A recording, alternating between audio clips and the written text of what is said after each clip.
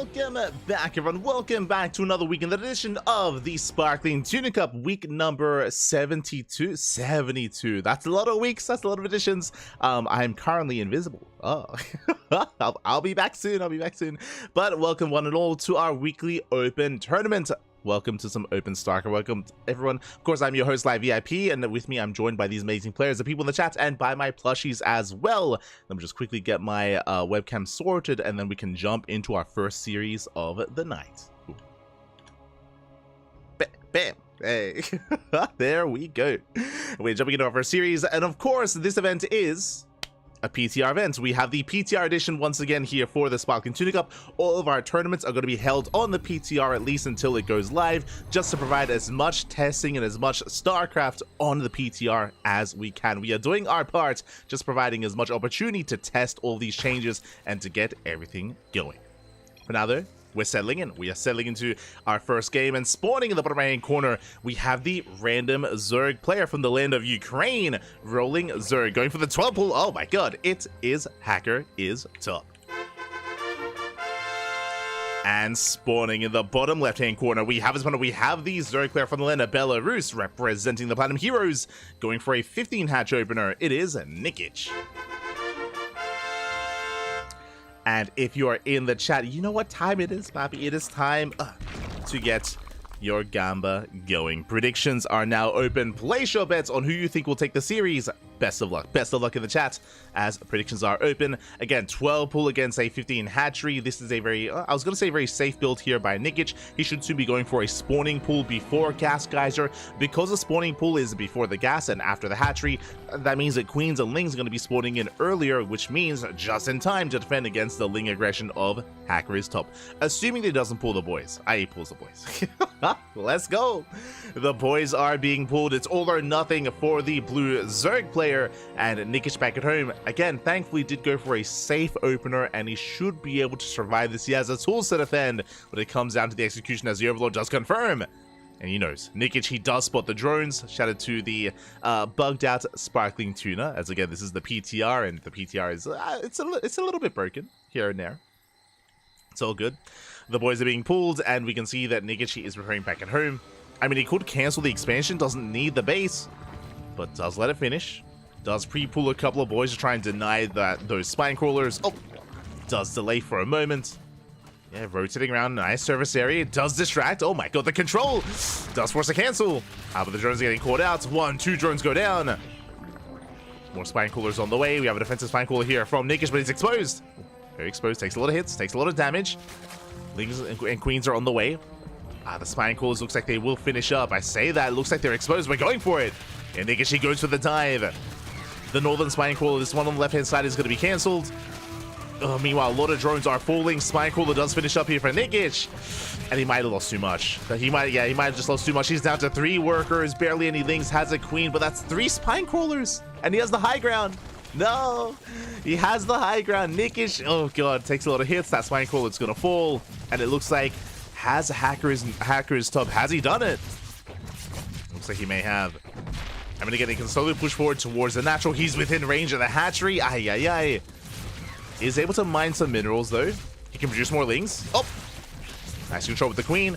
No, the queen! The queen goes down! Oh, it's within range of the spine crawler. And again, it looks like the bases are under fire. I mean, there are some more Lings on the way, so with more Lings in production.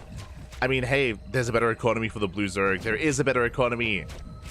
Nikic, he cannot clean this up, not anymore. Again, he lost too many workers early on. He did get shut down. Likewise, was unable to deny that second spine crawler in time either. Lings are amassing. But he's gonna have broodlings as well. Going for the low ground. We'll get the first spine. But the other's still within range. Like, this is brutal. Still within range. Spawning pool falls. Lings, they go for the dive. There it is. GG gets called, and Hacker is Top takes game number 1. GG. Does take the first game. Again, Hacker is Top is known for cheese, is known for aggression. That is why Nikic went for a very safe opener. Despite that, was unable to hold on, unable to survive. And now we're getting ready for game number 2. I expect nothing but cheese out of Hacker is Top from Nikic. We'll see. We'll see how he's able to keep up and able to respond, able to react. So it's game 1 in the books. This is just catching up with the chat. Good sportsmanship. True, true. I mean, did tell him his starting race despite rolling random. Oh, there we go. Game 2 is going to be on ley lines. Again, as a reminder, this event is going to be on the PTR, is on the new maps as well, on the new patch. Has been for the past couple of weeks.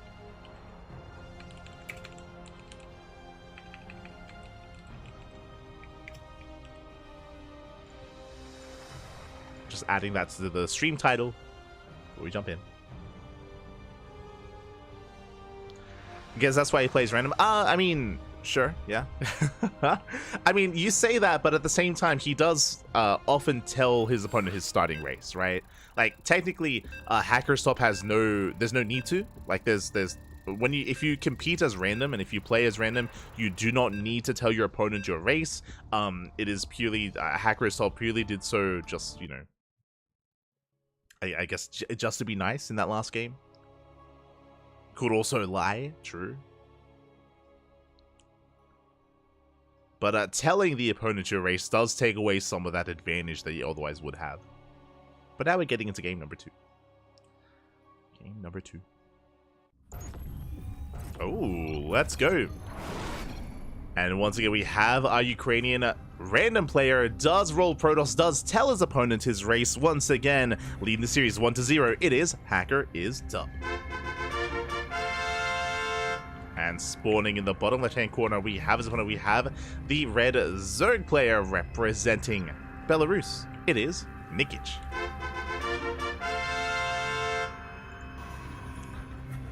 Lying in the tournament would be hilarious. I'm pretty sure we've seen that before. I want to say we casted... We have seen Nina play random against Cham. Did we see... Did they lie? Maybe. Because I think that's happened before. I want to say that's happened before. In an open cup. Regardless, we're settling in.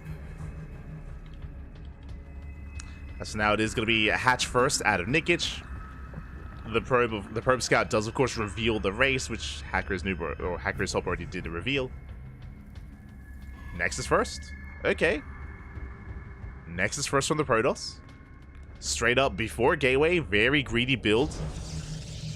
So far so good. No cannon rush.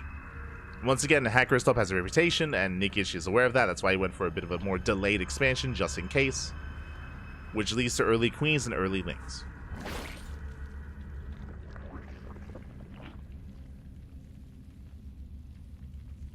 Good. There it is. We have 6 lings in production. These lings have a little work to do. Now, bearing in mind, Hacker's Top already saw that it was a pool first build, so he knows to be ready back at home. And you can see he's walling up. Interesting, going for a Nexus first into a 2-gate follow-up. With this, he will have access to more Adept production into an early 2 and then 4 Adept once he gets the Cybercore. Cybercore is thrown down. Ooh, I believe this is a full wall. I don't think there's any room here. I could be mistaken. Zelt's on the way. Lings are moving out. Is there enough room here? I don't think so. Lings are on the way. They're going to be able to chip away at the wall. Yeah, it is a full wall. Which means the Zealot can't do much here. This is kind of a weird setup. The Cybercore is exposed. Uh-oh. The Cybercore is going to go down. That is brutal. That's going to delay the Stargate, assuming it was going to be a Stargate follow-up. Ay. Cybercore, it does finish. It can't be cancelled, and it's going to go down. Yeah, that's a brutal pickup. Yeah, SimCity here was not ideal. Cybercore falls, Lings, they flood in, they get a surround, they go for the Zealot. Zealot is going to be shut down. Oh, I say that the boys are being pulled. Nice save. Hacker's Top, he should be able to hold on here. Oh, the control saves the Zealot. Adepts have arrived, and the Protoss holds. Protoss does hold, but again, losing that Cybercore was brutal because it delays whether it's a Stargate or the Robo or the Twilight Council. The tech is late for the Protoss. Back at home, Nikic is just droning up. Happily droning. getting into his third, taking extra gas. Oh, okay, never mind. Going for an extractor trick. And I'm curious if the Protoss does go for Stargate, does go for Sky Toss. I would assume so, but we'll see. We'll see. I mean, the world is his oyster. Could go for Twilight Counters into Glaives, could go into DTs, and we have the answer. It is going to be double Robo right under the right under the Overlord. No shame. No shame whatsoever. Now, what does this mean? This means that there's going to be a period here. There's going to be a window in time where Hacker's Top doesn't really have anything. He doesn't have much of an army at all here, and we'll see if Nikic is able to make use of that make use of that window. He's droning. Okay, just droning up. He is moving out with some Lings that he can threaten the expansion. He can threaten the low ground. There's no shield battery. That Zealot could go down, and Lings they can bust in. Stalkers in the main. Lings have arrived. They can break through this front door, and Warp Gate isn't done. No, the wall's not open. The wall is open. The wall's not a wall. Lings get into the middle line. Probes are going down. Oof. And some brutal losses. 3 probe kills. Doesn't end the game, but I mean, a Ling Flood would have ended the game straight up here. So Hacker's Top isn't punished too hard. He could have been, right? He could have been punished here so hard, but does get away with it. Does hold. Behind this, getting into the bay. I assumed this was going to be for a mass Immortal production, but with the bay on the way, it looks like this could be for Colossus, Disruptors, one or the other. Nikic has, for the most part, an idea of what's happening. How does he respond? Lair. Gases, getting into Roaches. Could just be Roach Ravager play here. With the excess gases being taken, I mean, it would be wild. It would be very risky, but we could see a Spire. Like, Mutas would shut down a Robo Opener, but they take quite some time to really get going. So it's a very risky maneuver. Link is being researched. Jesus, this is all very expensive. Like, he's going for the Bay, going for Blink. He's got double Robo, which isn't doing anything either. I don't think Hacker's Top necessarily has the economy to sustain all of this. Colossus on the way. Oh, what supply block there? But he's going for the Colossus. And he can't necessarily afford much else, but we're getting there. It's a bit of a jank build, but it's all slowly piecing together. More pylons underway. There's the Spire that we did mention. Again, the Spire makes sense to me. For those that are curious, Spire typically hard counters mass Robo production like this, just because so little shoots up. But at the same time, if Hacker's Top is going for a 2-base all-in, the Mutas, I think they might arrive too late, right? By the time the Mutas, by the time they morph in, I think this army is going to be moving out across the map. Like, I don't expect Hacker's Top to take a third. I don't expect him to macro. So, very risky maneuver here by Nikic. Yeah, okay. He cancels. I think it now sets in. He's like, hold up. You're not going to expand, are you? So he cancels the Spire. No Mutas. He's going to double down on Roach Ravager. I think this is a wise choice by Nikic. But will he have enough? I don't think he should be active like this, though. He's moving out Nikic. He doesn't know if there's a third, but I feel like once he realizes, he should get the hell out of here. We'll see. Yep, he does fan out his Roaches, checks the third base location, pushing it to the natural. Oh, lands a Bile. Does land a Bile. So we do see Nikic, who wants to be more proactive, wants to engage with the army ahead of time. Is risky. Nikic backs off. Hacker's Top breaks out. Now, ideally, Nikic wants to fight this out in the open. Not here, but he wants to fight it, like, out here. Like, on creep, with potential surround.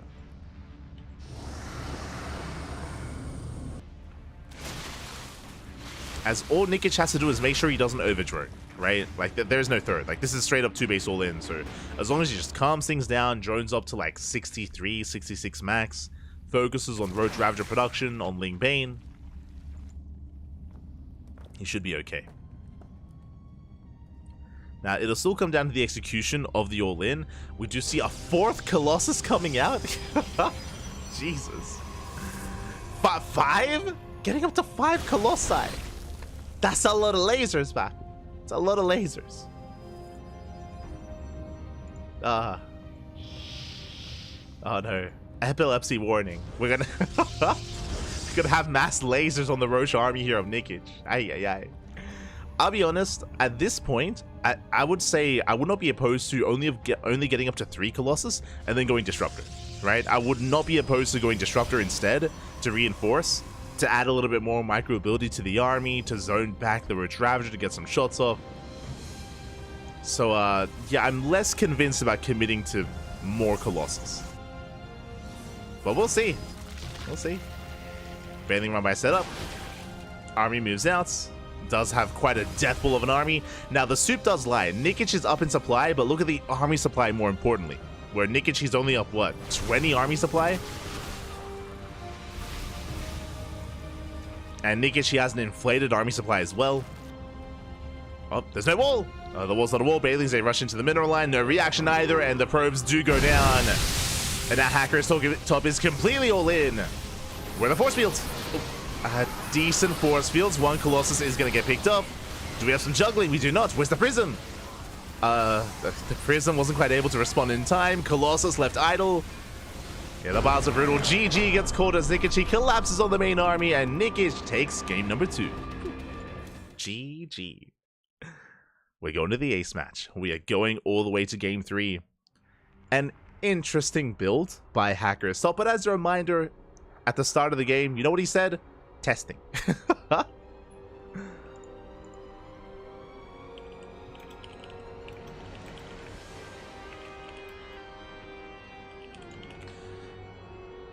He was doing it for testing purposes, Pappy. Testing purposes. But this will be leading into an ace match here, and we'll see how this story does end. Meanwhile, looks like our players need a moment. It's all good. We're willing to wait a little bit here. They're asking for around 5 minutes. Looks like something has come up. More than happy to wait. And it looks like, oh my god, we have some updates. A lot of updates, actually. I'm a little bit surprised. Exclamation mark B in the chat if you guys want to have a look at the back yourselves. We can move the bracket over a little bit. There we go. From the top, we do have Rebellion. Rebellion gets a 2 over Luna Sea. Oh my god. Very big win here for Rebellion. Does advance on into the quarterfinals to face off against Zaun in a best of 3. Scrolling down, we have Shameless. Shameless up against Captain Fish in a Protoss vs Terran matchup. Winner goes up against Eba. Eba does get a walkover in the first round, waiting for his next opponent. Meanwhile, scrolling down, we have the second half of the bracket. We have Geralt. Geralt waiting for his opponent, either going to be Honmono or Demi. That is a spicy TVZ. And we have Nikirat already wrapping up as well. He takes down Cos Phoenix 2-0. Nikirat is waiting for the win of this series, so we'll most likely finish up this match and then follow it into Nikirat. That will be the plan. Whether it's Nikic or Hacker's Top, yet to be determined, but we'll be following this into Nikirat. And again, as a reminder, I did just mention that our players need a couple of minutes. Again, we are more than happy to just wait. Like 5 or so minutes for our players, so there is going to be a little bit of downtime before that ace match, and then should be smooth sailings from there.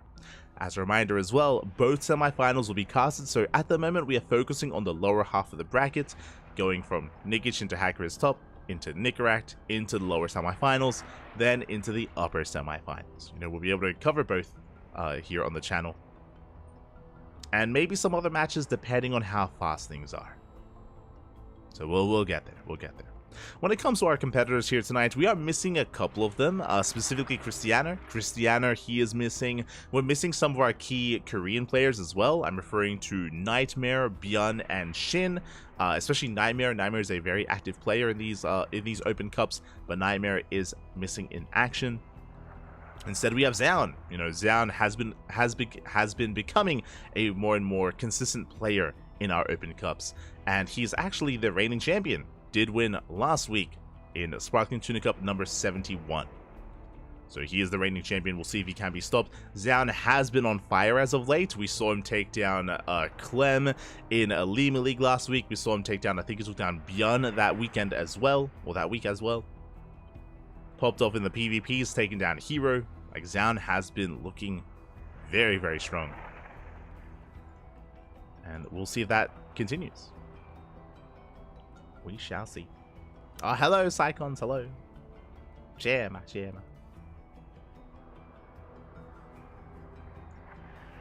we go.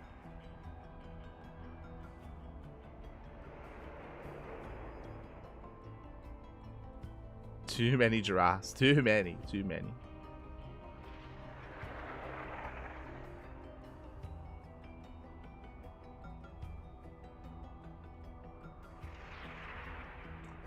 But for now, I guess we're going to be going on a short break, and then when we return, we will have our next series. See you guys soon. Oh, there was a clown in the chat. But going to be going on a short break. See you guys shortly.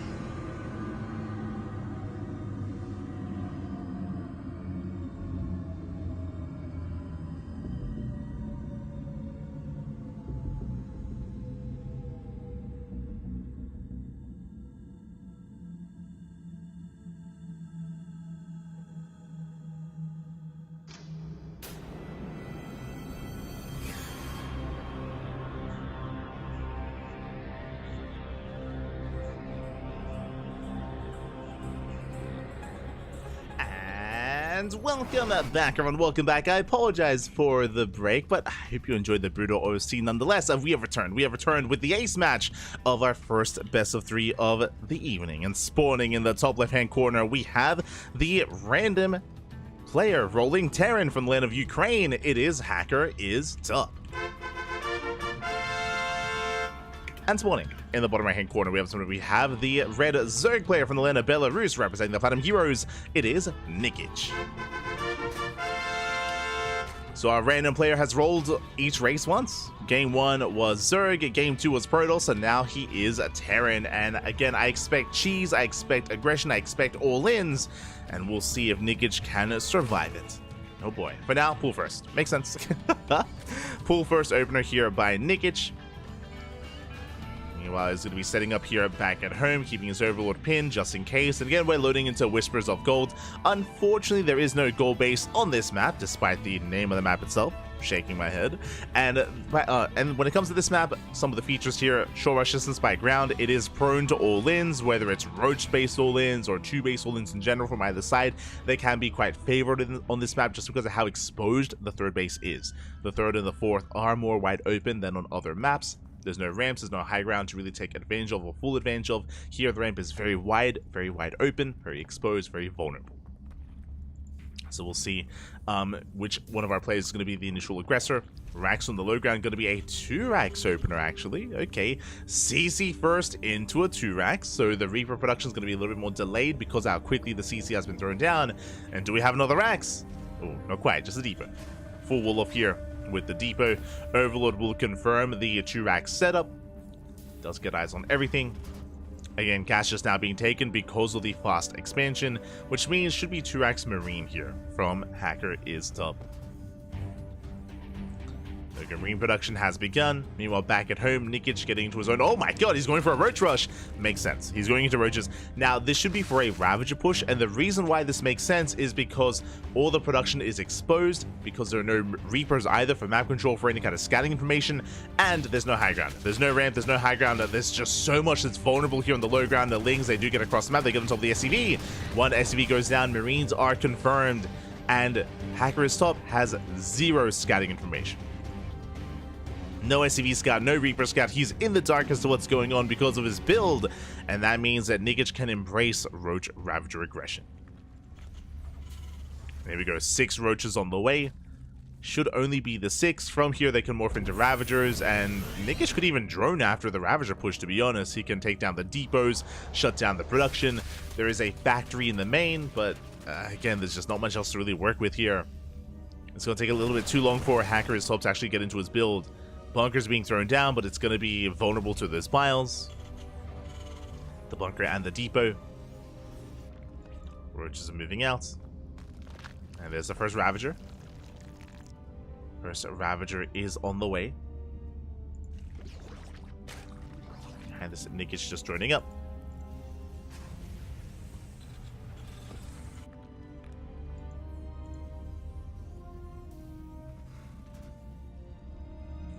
Is going to be droning, going for his third on location.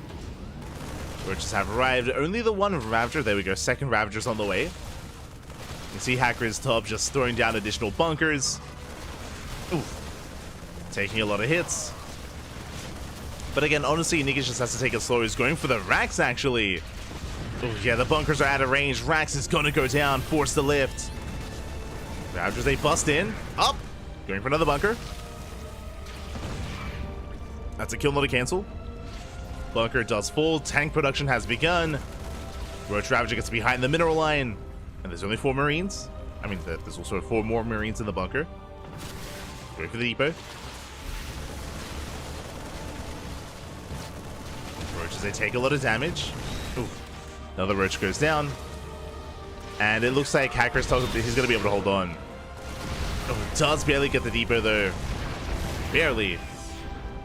And the Terran holds. I do think that Nikic, he morphed in too many Roaches. I was very on the fence about the 6 Roach push, but basically because he made 6 Roaches, it meant he had less Ravagers. It meant he had less Ravagers, which meant that he had less potential to really lay siege upon this position. So in the end, Hacker's Top, he holds on, he does survive, he can build up and get into his own double star. God.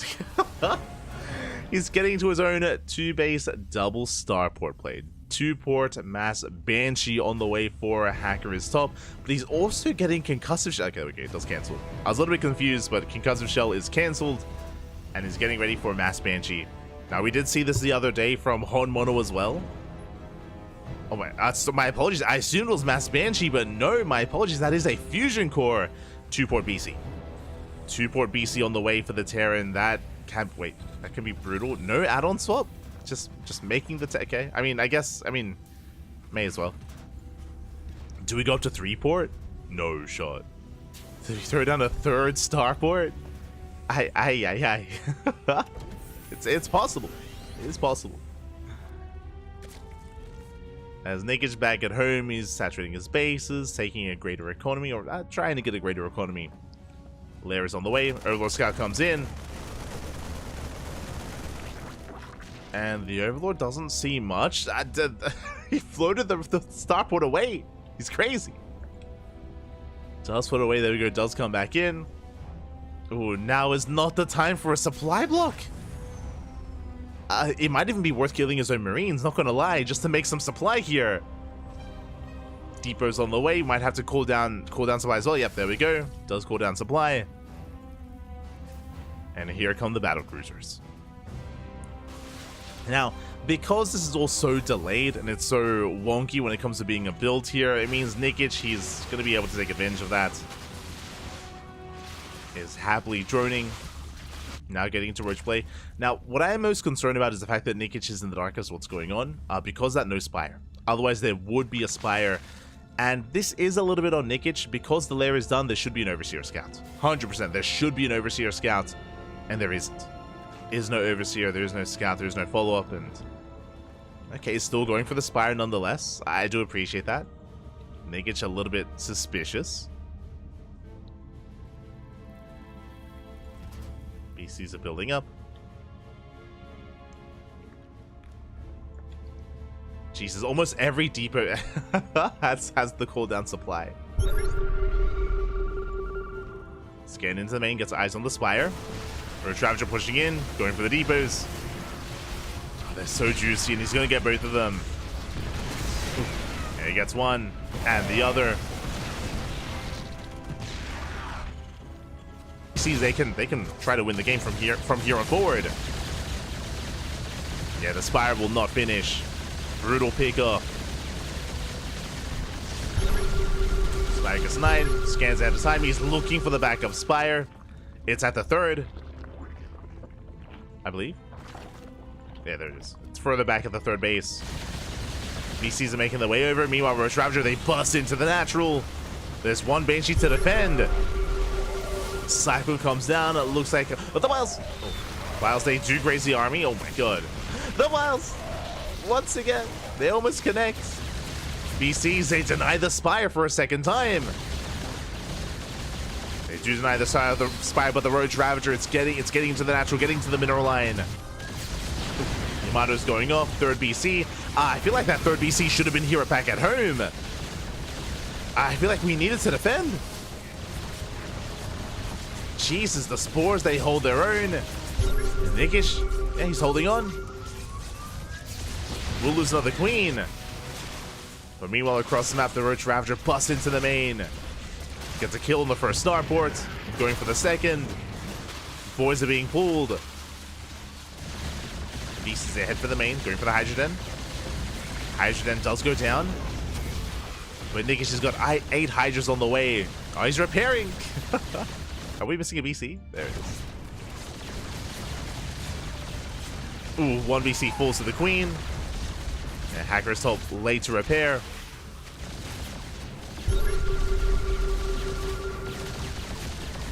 One BC, it's barely holding. Barely surviving. Hacker Subby still has some mining back at home to repair. But it's only 2 battle cruisers. Do we have another Hydroden? There is. Okay, there is another Hydroden. Hydras are amassing. Now, the reason why it is the Hydrogen, because it finishes faster than Aspire. 1 BC goes out. There's 1 left. GG gets called, and Nikic holds. He survives. He defends. And he takes a series 2-1. GG. GG, well played. Nikichi will take this series. Again, a bold build from Hacker is Top, and I feel like there was definitely a way that could have been, we could have seen some success there. Again, it was very risky for him to teleport his third BC across the map. Did mean that the Roach Ravager broke the natural and ended the game from there, essentially. It forced the all-in to be that much more committed, and yeah, alas. Honestly, if that third BC stayed at home, if it deflected the Roach Ravager, then suddenly that 3 BC setup turns into 5 BCs, because there were 2 more in production. If you remember, there were 2 more BCs in production in the main. They didn't finish because, you know, Nikic got into the main, but they were still very close. That was still very intense. With that, congratulations to Nikic, and we will be following him into the next round.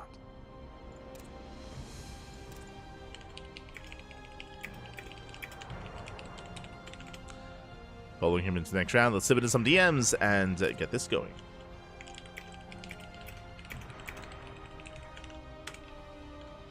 We go. As we head on over here to the bracket, exclamation mark B in the chat if you guys want to have a look at the bracket yourselves. We have the entirety of the round of 16 concluding. Has wrapped up. We have our top 8. We have Shameless taking down Captain Fish, Iba over Mirvan, we have Rebellion over Luna Sea, Honmono over Demi, Nicaract over Cost Phoenix, and Nikic over Hacker is Top. So we have our round of 8. Vetoes are underway. And up next, we will have the TVZ.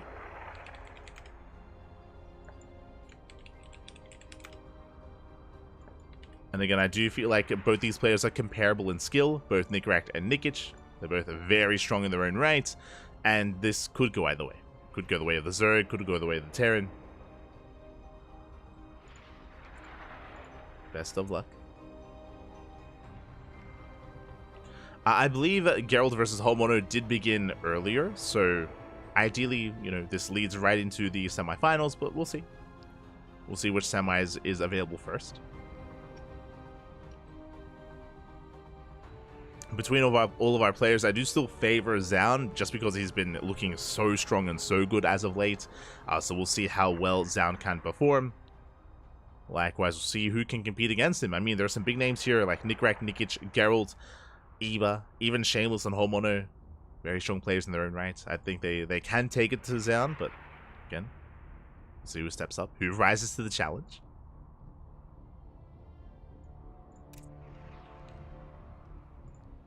So we just catch up in the bracket.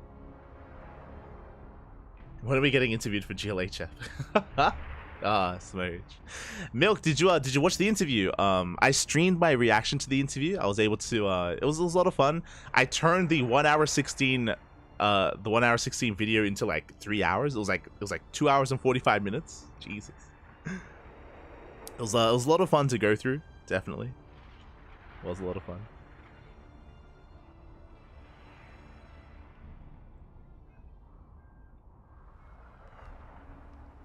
Kashim. Hello, Kashim. Hello. ¿Qué tal? ¿Cómo estás? Dzień dobry. Dzień dobry. It upsets me when Terrans play this way. I mean, it can be very... how should I say this? It can be very snowbally, right? The reality is that if the BCs are able to deny the Spires like we saw, and if the BC count gets to critical mass, I'm referring to like 3, 4, 5 battle cruisers, they can just end the game. Like, they straight up can just end the game. The Zerg player has limited queen production, limited spores, and things can very quickly snowball out of control. We saw that Nikic was able to deny that by, you know, going for the counter attack and getting into the main base, but yeah, it can happen. It's happened before, it can happen again. Can be brutal. But at the same time, like, part of that was also on Nikic for not scouting with his Overseer, if you remember. He didn't follow up scout, so Nikic was also playing blind. That's also why the Spire was later as well. He didn't really know what he was up against for quite some time.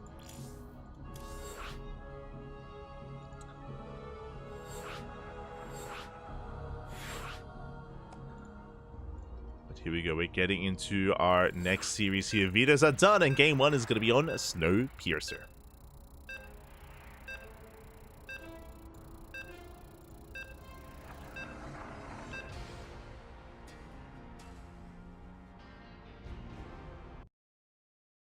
we go.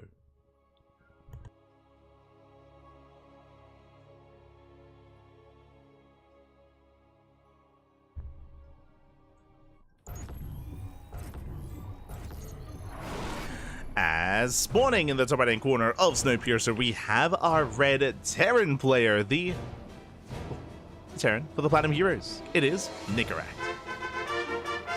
Oh, that is not correct. Can I fix that? Hold on. Oh, John. It might be, I might have missed my timing. What if I... God damn it. And in the bottom left-hand corner, we have the blue Zerg player from the land of Belarus. It is Nikic. We go. We are going to be settling in, but my apologies. I will have to restart my casting tool in between the two matches, but regardless, we are settling into our fresh best of 3. And if you're in the chat, you know what time it is. Get your gamba going. Predictions are open. Place your bets on who you think will take the series. Best of luck. Best of luck. As we do have a more standard opener this time. Hatch first for the first time tonight. Hatch first from Nikic. Let's go. Now, Nicaract is a very aggressive player. We've been casting a lot of Nicaract, of course, over the past year, and in this matchup, Nicaract is hyper aggressive. We've seen Nicaract embrace 2 base all-ins, 3 base all-ins, just non-stop aggression timings, and he does do quite well with it. Like, his pushes can be terrifying, and we'll see if Nikic can keep up. Now, what I will say as we load into Snowpiercer, this is a very large map. This is a very large map. The longest, I believe, the longest rushes this map in the new map pool. Correct me if I am wrong, but I believe it is the largest of the newer maps. And because of that, I don't think it's too conducive to like aggressive play. If Nicaract were to go for something like an 8-Rax 3 base all-in, I'm not really too fond of the idea, but we'll see. We'll see what Nicaract does embrace. As Nikic is just going to be droning up. Initial lings are on the way, and will soon be fighting for his third. Speaking of, drone is moving out for the third base, and the Reaper has arrived.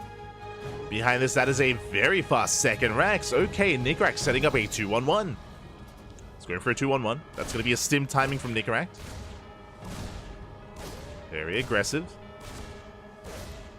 Reaper moves out, dancing with the lings. Gets one. Not bad. One link goes down. Nicaract pulls away. Oh, he wants a tumor. Oh, it doesn't quite get it. Creep tumor does survive. And behind this, do you see what I see? No third CC. So this is going to be a committed 2-1-1. No command center. This should be leading into a starport. Now, we could, or I should say, Nicaract could double down even harder, and he could throw down an armory as well, and go for a 2-1-1 with Hellions, like with a Hellbat push, like a Hellbat push variation. But it looks like it's just going to be a regular 2-1-1. Should be going for the add-on swap and getting to medevac production. So this does hit quite hard, but until the medevacs arrive, Nikic is free to drone. He's free to just saturate his bases. There's going to be 0 Hellion harass, so no Hellion production, no Hellion harassment whatsoever, which is why Nikic is free to cut corners and be greedy. At least initially. So for the time being, he's just going to be droning up. Reaper skirting around, looking for another expansion.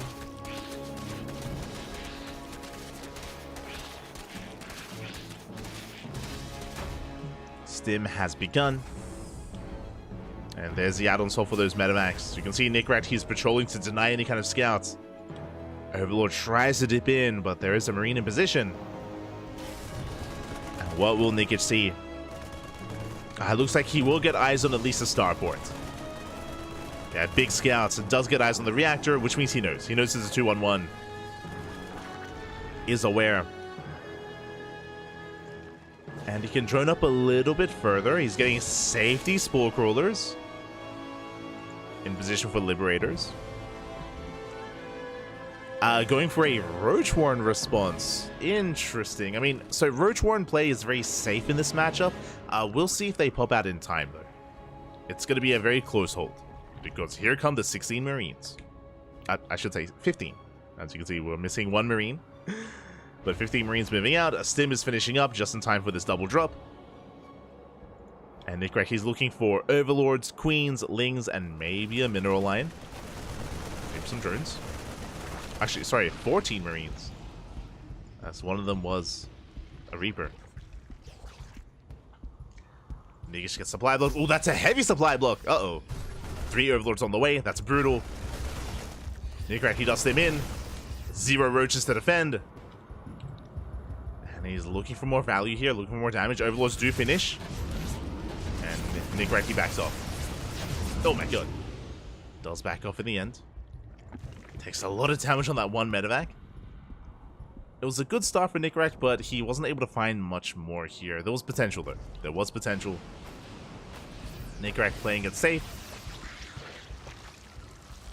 Backs off. Oh, do you have a third base behind this? Being landed on location. Nickrack is not all in. Finds another Overlord. Denies creep. And that's the goal here with this double drop, is to deny creep, contain the Zerg player, pick off Overlords, deny vision, deny map control, and build up towards the next push, towards that next wave. As he's gathering more Marines.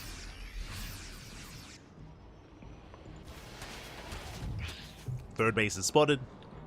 Nigish knows it's not an all-in. Trying to get a fourth base. It's going to be on Nickrack to try to get on top of this and force a cancel.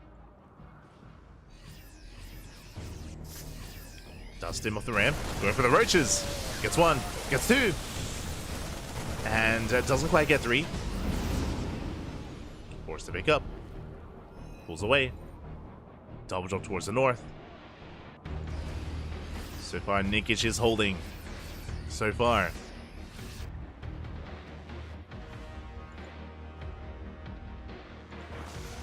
As Nickrack, he stims in, he goes for the third. Goes up the ramp, gets a queen. Nice pickup, gets into the middle. Oh my god, gets into the mineral line. 6 drones go down in an instant. And roaches as well. Oof. Yeah, brutal trades. Every single roach is going to be going down. At the same time, Nickrack, he tries to dive in, but he is denied towards the south. Forced to pick up here towards the north. Nigish does hold, but he lost a queen. He lost 6 drones. Nickrack has the greater economy. He's even on workers plus mules. So Nickrack, he's in a good position. He does preserve his medevacs, preserves most of his Marines. He's going to be consolidating his army, and he's getting ready for his next push. This time with Widow Mines. Meanwhile, Nigish, he was defending with Roach Ravager, now he's embracing Baneling. So it's going to be Roach Ravager into Link Bane. Hive production has begun. Should be for Adrenal and for Viper Tech eventually. But Nickrack once again sneaking up on the fourth. Does push in. Going for the expansion. There's not really much in position. The hatchery is going to be going down. It's getting close. The transfusers do connect, but alas, the base goes down. I'll pick up here to Nickrack. Does get away. Oof. Might just go up. And Nigish, he's stuck on 3 bases. He's stuck on 3 bases. Now behind this, Nickrack getting a 4th on location. He's not going for an all-in. He's still fully, he's at least fully saturated on 3 bases, building up, getting to tank production now. But Nickrack's in control. He's looking very comfortable here. This is one of those moments where the soup does lie. Nigish, it may look like he has a higher army supply, but that is inflated by Roach Ravager. Like Nigish, he's down in workers, he's up in Roach Ravager. It's kind of like a paper tiger here, where the army looks larger than it really is. He can potentially force a cancel on the 4th CC though. That'll be a massive pickup. Up. Yeah, the CC isn't done. Forces a cancel. Very nicely done here by Nigish. But he cannot fight this head on. Gets the back off. Backs off, gets away. He punishes Nickrack. If Nickrack was getting his 4th CC here, where it is now, it would have been fine. It would have been safe and sound. It would have finished by now. Instead, he was being greedy. It was on location. It was exposed. Gets cancelled. Gets cancelled in the end. So Nickrack is punished. And now Nigish is double expanding. Getting a 4th, getting a 5th base. Trying to build up. We do have an Ultra Cavern on the way. The Ultra Cavern is going to be an interesting one. I mean, the upgrades are not going to be ideal for the Ultras for quite some time, but Nigish is getting there. Oh, that's a kill, not a cancel. That's a kill on the 5th.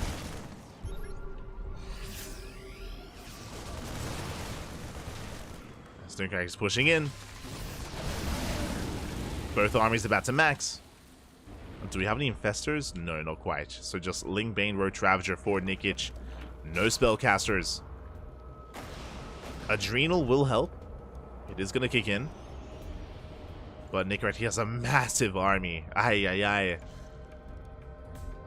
And ideally, Nikic, and he wants to engage ahead of time. He wants to engage out on the map to be able to rebuild his army, but it's not going to be pretty. It's... Oh, no. Unless Nikic doesn't split. Bailey's pushing in.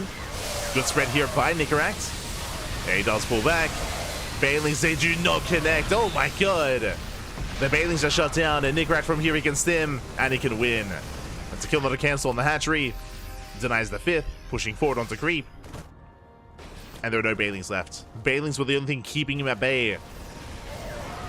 Double jump towards the north. Nikic, he's not slowing down. Does restrict the biles, does pull away. Ultras are in production. Are there any ghosts? No ghosts. The Ultras, they could save Nikic. Oh, not like this. Oh god, no, not like this. The Ravagers. The Ravagers, they expose themselves. And Nikic getting caught out, going for a Roach Ravager counterattack. This will force back the army, or ideally it does. And Nikic turns around. Nikic turns around. Captain, the other one. The other Nick. As Nikic, he does force the army back home. It is a costly trade, but it does give Nikic more time. Oh, gets 2 tanks. Not bad. 2 tanks do fall. Ultras get spotted. More Ultras on the way. Lings, they hit the 4th, but there is a planetary. Is ready position. Planetary survives.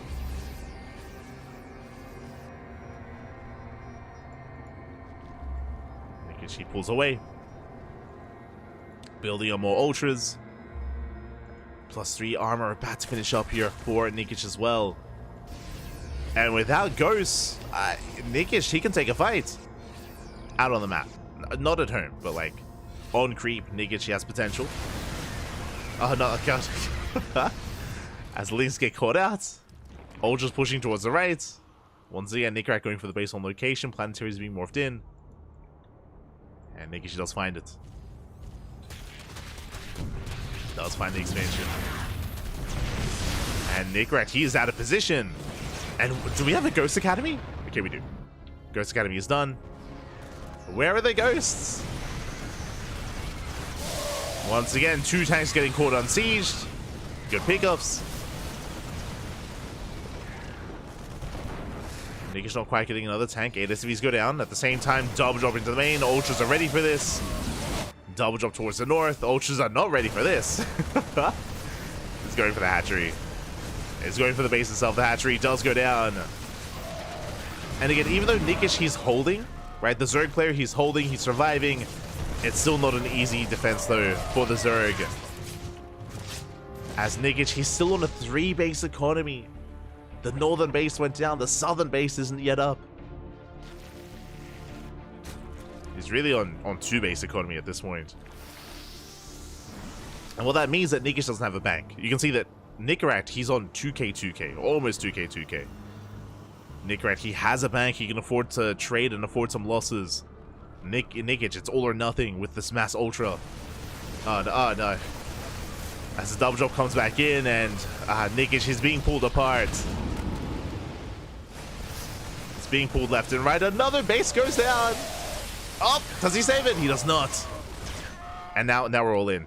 Now Nikic, it's all or nothing. How many ultras? 12. 12 ultras, 20 Bailings and a dream. Planetary goes down, doesn't waste any Bailings. Links towards the north, gets 1 tank, gets 2. 2 tanks go down in the planetary, and where are the ghosts? Okay, oh god, that's a lot of ghosts. The ghosts are here. Snaps are going up, but is it enough? As Nikic, he's going for the dive. Again, this is all he has left. Gets on top of the tanks. Banelings, they zone away the ghosts. Good splits here from it. Nikaract. Ooh, Liberator's going ham. Nice fumble here on the ghost. Does catch half of the ghost. Marines coming in from behind. Boys are being pulled as well into the ultras. Oh my god, so many SMEs going down. And Nikic, has he done it? He was completely all in. GG gets called, and Nikic, he fights back. He's able to take game number 1. Whew. GG. Who needs an economy? Nikic, he was down in bases, down in workers, down in economy. But he had 12 ultras. 12 ultras and a dream. Likewise, Nikaract, it did take him a long time to get into his ghost production. And by the time he did, he was lacking SimCity. He was lacking that kind of buffer zone between himself and the ultras, between his ghosts and the ultras. And we saw that in the end, Nikic, he was able to chase down those ghosts one after the other, barely catch them out, and take it from there. Whew, GG. Oh my god. Also, because it was such an intense fight as well, I don't know if you saw, Nikaract, he had a 2k mineral bank and almost a 2k gas bank, even when he tapped out. But again, it's because it escalated so quickly. It's because the fight happened so suddenly and Nikaract was caught out and he plummeted in supply so quickly as well. He did need more time to replenish and recover that army. He had to slow down the push somehow, and that's where your SimCity comes into play, right? Your depot walls, your bunkers, your bunkers as well. Just something to slow down the ground army, which Nikaract did not invest into.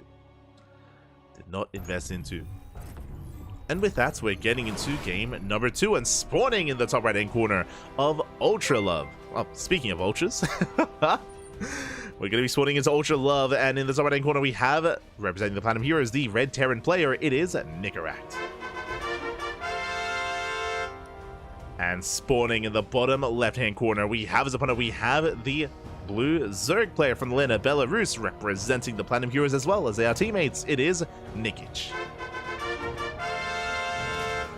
And as we said, Linton, a big shout out to Thriving GG. Gracias, papi, gracias. Hope you had a good stream here, but a great ladder session. Welcome, one and all. Welcome to the Sparkling Tuna Cup. If you're curious, what is the Sparkling Tuna Cup? It is our weekly open tournament that we host here on the CranKy Ducklings. This is the 72nd edition. There's been plenty of Sparkling Tuna Cups over the past couple of years. We have been hosting this on a weekly basis, and we are here in the quarterfinals. Game 1 did barely go the way of Nikic, but he was all in, essentially. Nikic, he was being torn apart. Shout out to Nikaract. Nikaract, he was having some amazing drop play, just multi-pronged aggression, pulling Nikic apart left and right. Bases were falling left and right as well, and Nikic, he was all in with mass ultra. Did manage to end the game. And now we're settling into game number 2, and it is going to be Turax Reaper. Let's go. It is going to be Turax Reaper. Just catching up in the chat.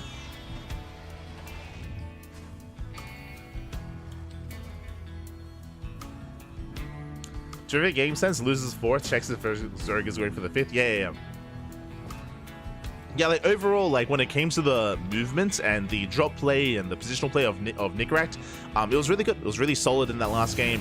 But again, he was maybe overly aggressive. You know, instead of taking another planetary and another 5th base, I believe it was. Yeah, he was taking a 5th planetary, if you recall, as he was being attacked. He could have invested into, you know, defensive structures instead. Just a little bit too aggressive, but for now, we're settling into our Turax Reaper. Reapers are moving out across the map as we speak.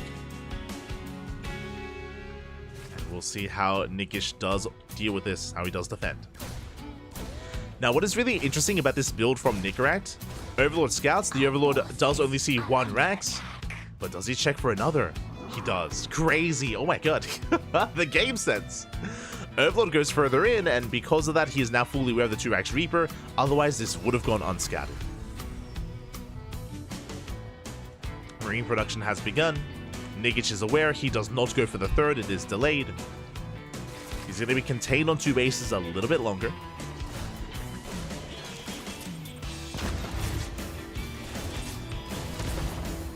KDA charges, they barely do not get the creep tumor. Nikic pulls out of gas, Ling speed is almost done. And when Ling speed does finish, then Nikic can break out. But that's going to be a lot of Lings! Oh my god. 10 more Lings in production. Does he keep going? Ah, just 10 more. Okay. Just 10 more Lings.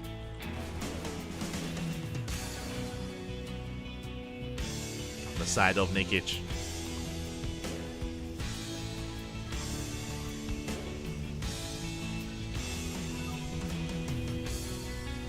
As Nick right now just expands, Link Speed kicks in. We see Nikic trying to chase down those Reapers. Gets one. Oh, the surround. Yeah, this round is brutal. All 3 Reapers go down. Now Nikic has gained map control behind this. He's expanding. He's droning up. I would not be opposed to him double expanding at this point because his third base is so late. Things have arrived. They're going for the Marines. And they do not get them. Yeah, Bunker finishes up just in time. Oh, 1 Marine goes down. Scouts in the main, gets eyes on the 3rd CC, and this is turning into a 3CC 2-on-1. Okay.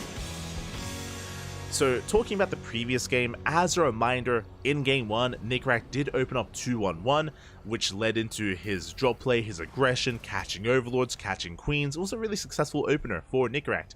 Here, this is a 3CC 2-on-1 variation. Well, it's a 2-on-1 variation, faster 3rd CC. This does mean that this hits later. It's going to be a later push, a later medevac timing. It means that Nikic has more time to drone. He has more time to drone up. And Nikic is aware because he did see the command center. Nikic is aware of it. There's the add-on swap for medevac production. Back at home, Nikic is still droning, getting into +1 carapace. Safety Roach Warren is on the way, so once again, Nikic is going to be opening up Roach. And we'll see when Nikic does cut workers.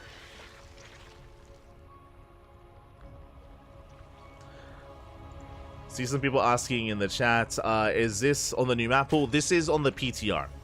So for the past couple of weeks, we have been hosting our tournaments on the PTR, on the new map pool as well, to provide testing, to provide as much information as we can, as much feedback as we can on the proposed changes. Is the new season already on the new balance patch? No. From the very beginning, we assumed that the patch would go live a couple of weeks into the new season. So most likely like in a week or 2. That is just an assumption that we have. We don't have confirmation, but I would assume like towards the end of the month, towards the end of November. But we'll see. As Marines, they push forward.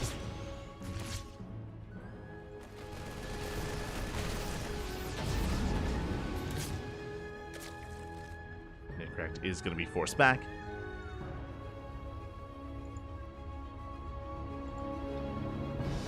And so far, Nikic is holding well. Again, this double drop is later than Game 1, so Nikic, he has Roaches, he has Ravagers, he has Queens.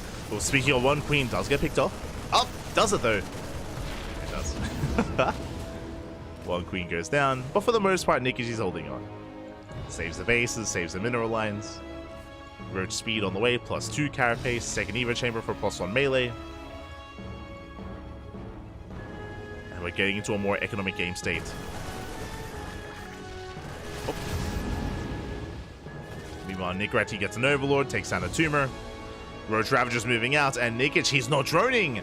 He's cutting works at 55, he's going for a 3-base all-in. It's all or nothing for Nikic. The army is out of position, at least the drops are. And back at her, what is it to defend? The boys are being pulled. Nikic, he's going for the throats. The Vials, they catch a tank. And tank goes down. 12 SCV kills. And Nikic, he did not spot the all-in. He was being active with the drop, but he did not see the army. Oh, the medevacs! The Vials, they pop off. They shut down the medevacs. They break through the bunker as well. And Nikic looks like he has done it. He breaks into the natural. And this is game-ending damage already. 26 SCV kills. Marines, they come in from behind, they come in for the surround, and they pick off a lot of Ravagers. Very nice target firing here out of Nikic. So very nice final moments there of that fight, but the damage has already been done. Like, the SCV cannon is already in shambles. As reinforcing Roaches, they hit the 3rd. Main army still being delayed. And that is 37 SCVs. Ay, ay, ay. Again, Nikic caught with his pants down. The pants were down. And Nikic, he's going for the throat. He's still droning. He's still, squeezing out a couple of workers here and there to saturate now the 3rd base, as it has been undersaturated. 4th base now on the way. And honestly, Nikish doesn't have to push in. He doesn't have to push into the natural. His win condition is just deny the third. Deny the third base over and over again. Drone up, macro from here, tech up as well.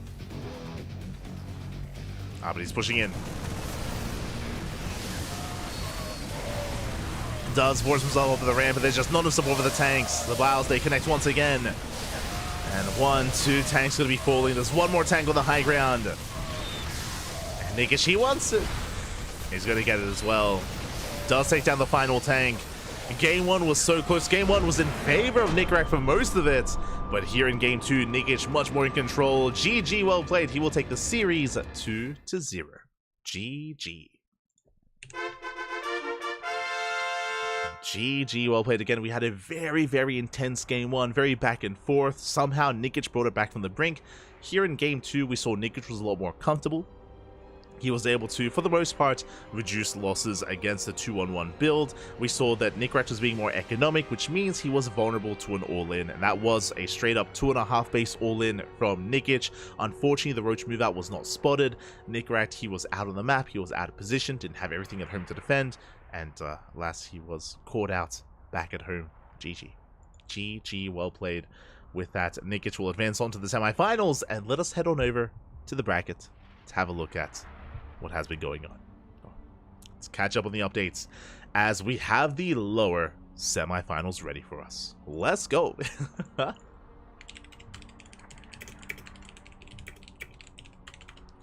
We have lower semis. We have some results. Geralt takes down Homono 2-1. Went all the way to the ace match, but Geralt does take it in the end. Does advance on to lower semifinals, and that means we have our semis. It's going to be Geralt versus Nikish in a Protoss versus Zerg matchup. Meanwhile, another update in the upper half of the bracket. Zaun takes down Rebellion 2-0. Zaun is waiting for the winner of Shameless and Eva. Shameless and Eva, they're facing off in a best of 3 in a Zerg versus Protoss matchup.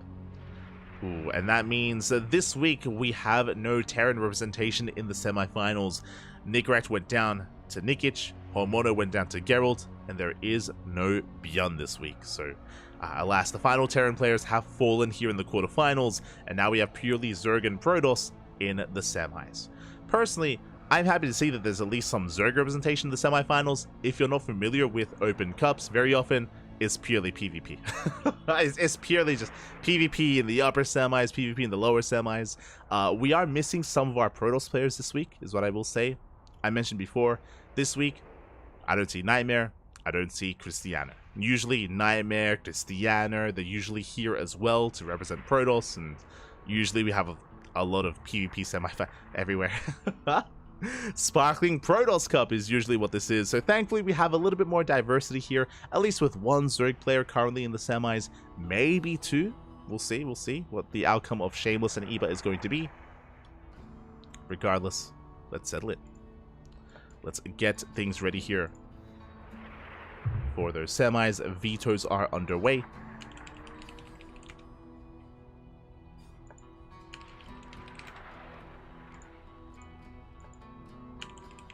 As we set up all of our players.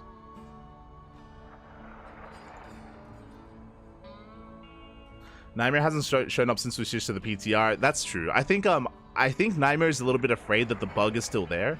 For those who do not know, there was a bug last week where players could not actually log into the PTR, and because of that, a lot of tournaments last week had a lot of walkovers. There was a lot of walkovers in not just our tournaments, but all the PTR tournaments because of the bug. And Nightmare was one of them. Nightmare was one of them that could not actually log into the PTR. So he might not know that it's been fixed. It was fixed a couple of days ago. So hopefully he realizes we can bring him back. Fingers crossed. Fingers crossed. But yeah, things were a little bit broken last week.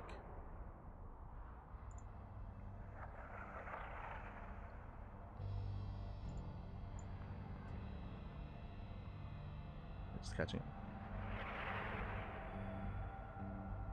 I wanna be forever young. Ah, beautiful. Voice of an angel.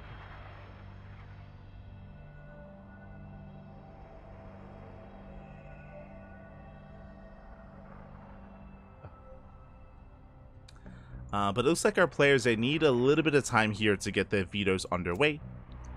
So we are more than happy to give it to them. So I guess we're going to be going on a short break. Guess we're going to be going on a very short break. We do have a couple of minutes here. Take this time to drain your disruptors, massage your marines, and hydrate all of your hydras. When we come back, we will have our semis. See you soon. See you soon.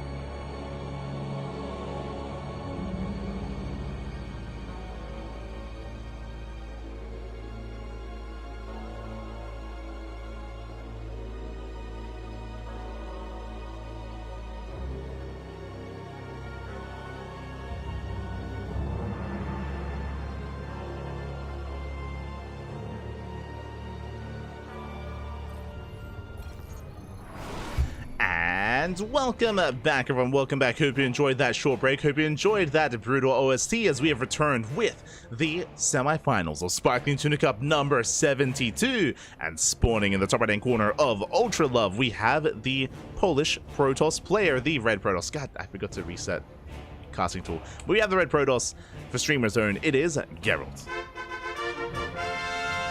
God damn it.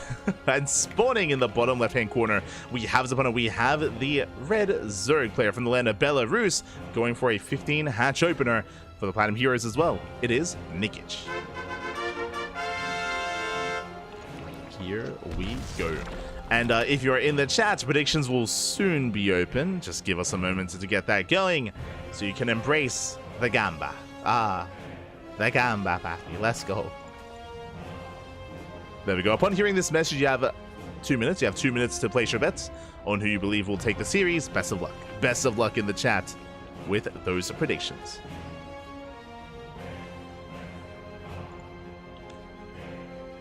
As once again we load into Ultra Love. Now Ultra Love has some unique features, of course. One, it is very aesthetically pleasing. We have the vortexes all over the place. We have the ley lines underneath them as well, you know, with the ether. Do love to see it. But on top of that, it's very defendable. Very defendable. I do know that we did see an all-in succeed in the last game. That is true. But for the most part, the natural base has a very narrow choke point and a ramp. Likewise, you can say the same here towards the left and right-hand side. We have destructible towers in position as well. So if you are aware that there's an all-in coming, you can knock down those towers, knock down the rocks, and buy time here at the third. So those are things to bear in mind. But now that we are settling in, again, Nikic is going for a very safe opener, getting to his queens, getting into his lings. As we drone up from here.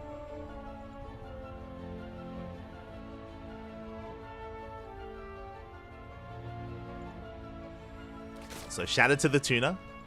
Unfortunately, because we're in the PTR, I believe there is no logo set up here. So usually our Tuna is on the map. Not this week. Once it goes live, it should be there. The PTR, I mean, when it goes live. As the probe is being forced back, and Nikic taking his third, and we can see the take-off choice for Geralt. It is going to be a Stargate opener. So far, so good. Just gate expand into Cybercore, into a Stargate.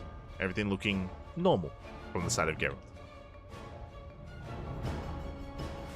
Again, Geralt, he isn't too chaotic, he isn't too crazy with his builds or with his style. He's very standard for the most part. So should be going into Oracle production, into a third, into the mid game. Meanwhile, Nick is just trying to keep up with the Adept movement. So far, keeping up with the Shades. Joining up his bases. Link's speed is on the way. You can see Nikic has pulled out of gas, so he's not going into a fast Baneley Nest or a fast Roach Warren. There's no all-in setup here from Nikic.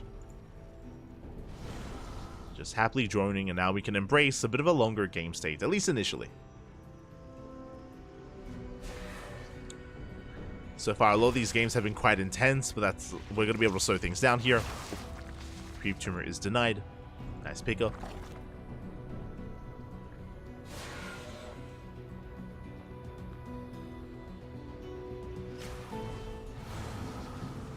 And the Adepts, they likewise don't get much done, not yet, just taking the bases. Basically, it's on Geralt here to make sure that no early gases are being taken, that there's no early tech either. So Geralt just doing the best he can to scout, to confirm. Oracle has arrived, third base is being taken behind this. And the Oracle just rotate towards the main. Two queens are in position, and Nikic is ready for this. Oracle gets a revelation, spores in production, and Nikic has yet to lose any drones. So very nice defense so far by Nikic. I spoke too soon! As a couple of workers they left exposed here at the third, one drone finally goes down. Oh! Just the one. Meanwhile, Geralt behind this, taking into a Twilight Council after the third. I don't see a Forge alongside... there we go. It's going to be a bit of a later Forge for Geralt, so this should be +1 in Blink. It could be +1 in Charge, but I would imagine Blink is on the horizon for Geralt. As he is being active, and Nikic, he is skipping the Roach Warren. That is a Baneley Nest on the way instead. Now, with the Baneley Nest, this does mean that Nikic, he should be going for Ling Bane into Lair Tech into Hydras. As usually, you go one or the other, Baneley Nest or Roach Warren. The fact that it's not a Roach Warren means that Nikic, he's trying to preserve his gas. He's building up and saving gas for that Lair Tech.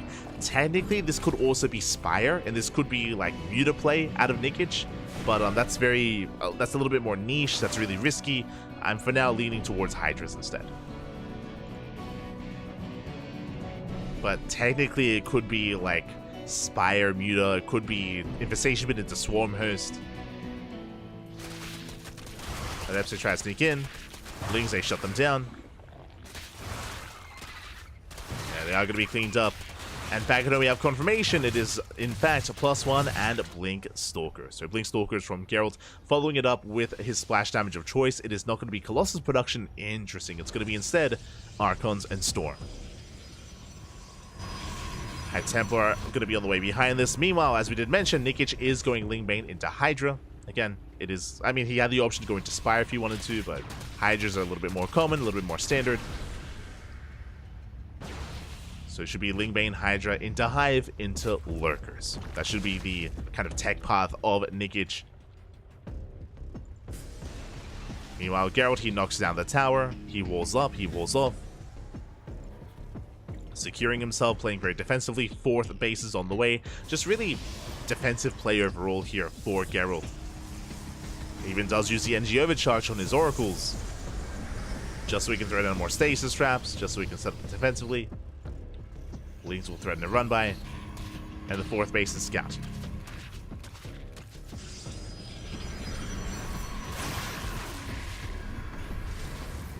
Nice bait on the stasis.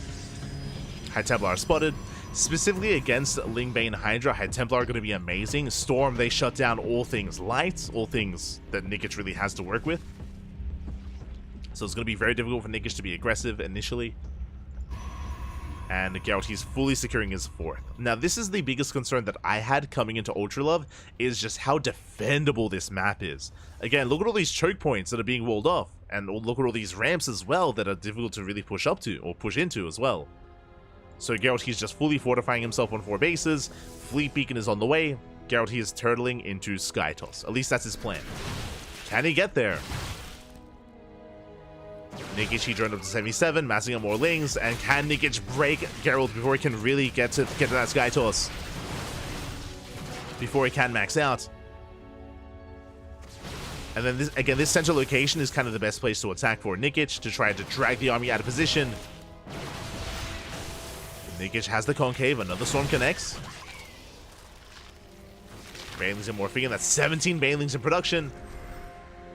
Banelings, they do get spotted. Yeah, the Banelings are spotted, and Geralt, he's running out of storms. Oof. A bit of a zoning storm, doesn't connect. There are 3 High Templar left. And Nikic, he's knocking down those rocks.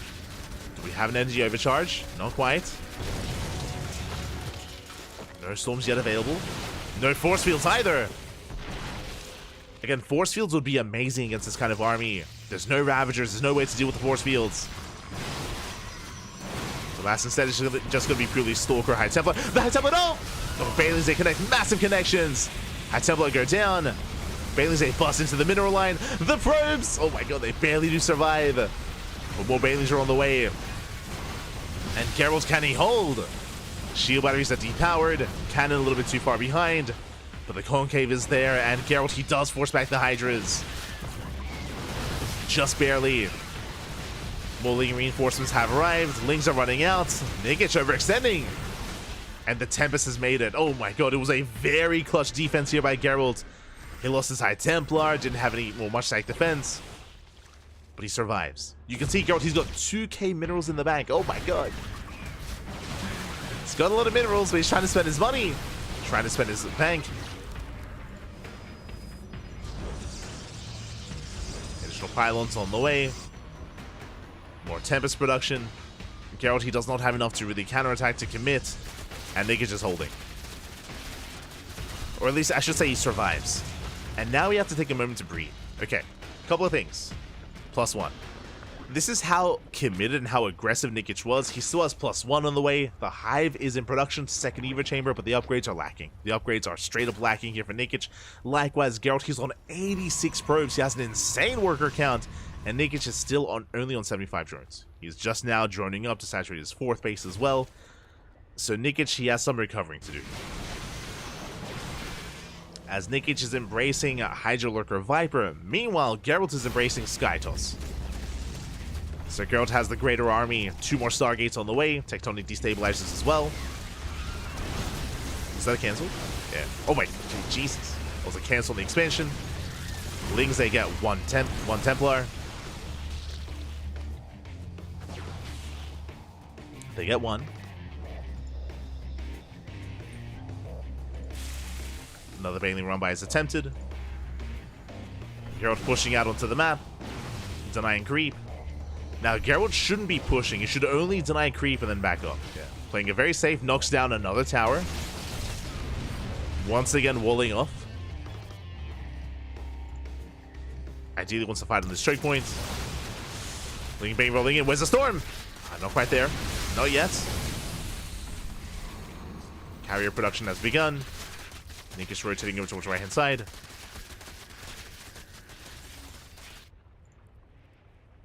Geralt looking for another way in. Zellerambai does sneak past the army. Does hit the 4th. These Zealots, they shouldn't get a kill here. It's going to be close, but Clutch Transfuse, the hatchery will survive. There's a lot of Zealots being thrown away. But I mean, Geralt did have to make use of his mineral bank. True. And both armies are maxed. Both armies are maxed out. Looking at the supplies here, there are 5 High Templar, 2 Carrier, 2 Tempest. Is there enough Ling Bane? Oof. Once again, the storms are brutal. Oh my god. Yeah, massive storm on the Hydras. Meanwhile, Lings, the wall is open. The wall is not a wall. Lings, they flood into the natural. They flood into the main. Forcing a recall. Lings, they get 5 probes. Zealots are left behind. The entire army races back. And that Ling run by didn't kill too many workers, but it did force a big reaction. It forced the entire Protoss army to turn around. And that gives Nikic time. Time for this. Phalanxers back. Ah, the Lunkers are here. 10 Lunkers morphing in. Lurker upgrades on the way as well.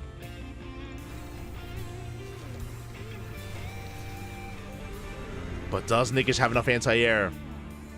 No Corruptors with this. Just Hydra. Gets an Oracle. What I will say is that the Skytoss army isn't too large. It's what, like 3 carrier? Yeah, 3 carriers, 2 Tempest. There's not too much in the sky, so Hydras can hold their own. Uh-oh. The Lurkers are left behind. And they are getting sniped. Ooh. 1 Lurker gets picked up. Getting 2.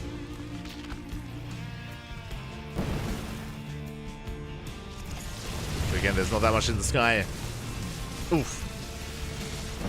And Geralt, he could have abused that a little bit more. The storms are coming in. They connect with the Hydras. Just zoning back the army. Meanwhile, Zellarame does hit the left-hand side, going for the sick.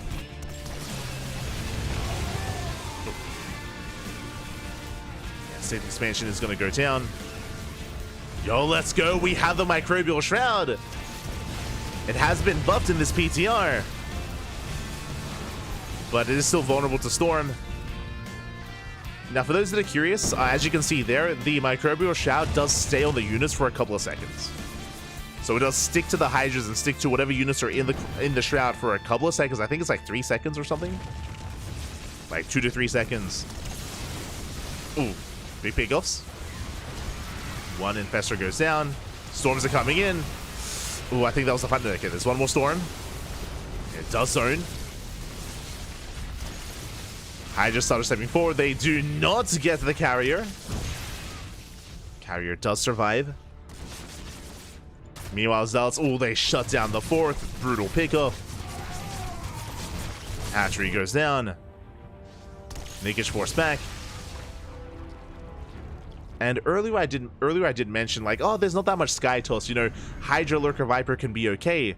But 1, there are no Vipers. 2, now there's more Skytoss. Looking at the units tab, 7 Tempest and 4 Carrier. This is a Skytoss army.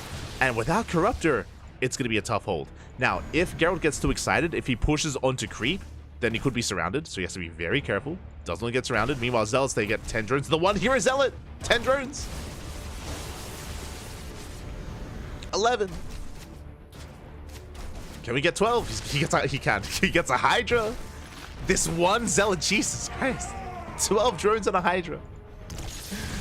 Does pop off. Oh, Geralt catching another Lurker. Zealots, they move in from the right-hand side. The Infestors! Oh, brutal pickoffs. The Infestors go down. Nikic is getting pulled apart. And it may just be too late at this point. Nikic is being outscaled by this army. How many Infestors? 10. Do we have Neural? No. No Neural. Only Fungals and Microbial Shroud. And here come the Fungal. A fight. Slows on the army. Fungal does graze some of the carriers. Show us the Storms! Oh, the Storms are brutal. And Microbial Shroud does not help against the splash damage. Does catch a couple of Tempest. Another Fungal does connect. Force a recall. Very nice pickups towards the end. And Nikic, he's trying to hold his own, but the Zellaramites continue. And he has no economy. Nikic, he has no economy. Nothing back at home. Workers are going down left and right. He's all in. It's all or nothing for Nikic. And he's running out. He's about to have nothing. The final Microbial Shroud. But the Tempest, they just have their way with this force. The Hydras, the Lurkers, and the Infestors. And again, Microbial Shroud is more viable in the PTR, that is true, but it's still not enough. GG gets called, and Geralt will take game number 1. Whew. GG.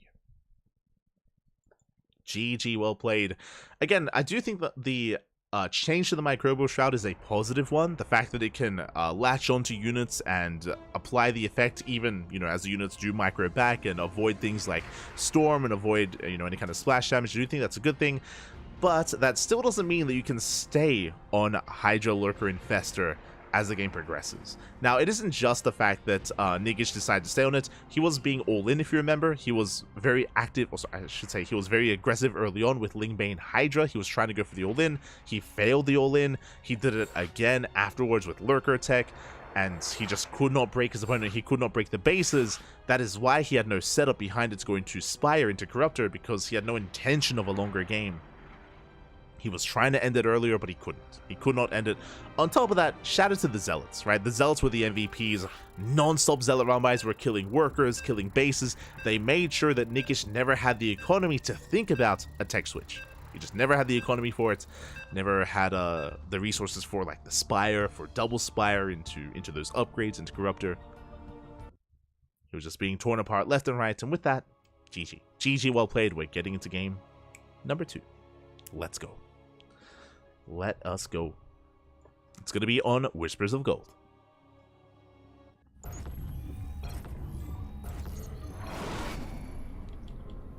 And spawning in the top left-hand corner. In the top left-hand corner of Whispers of Gold, we have the Polish Protoss player, the Red Protoss, representing Streamer Zone. Leading the series 1-0, it is Geralt. And spawning in the bottom right-hand corner, we have his opponent. We have the blue Zerg player from the land of Belarus, representing the Planet Heroes. Down in the series, we'll see if we can bounce back. It is Nikic. Going for another 15 hatch. With that, it is going to be placed just in time before the probe arrives and won't be forced to expand elsewhere. So this is going to be a 15-15 out of Nikic. Meanwhile, Geralt just happily going for his own gate expand. We're settling it.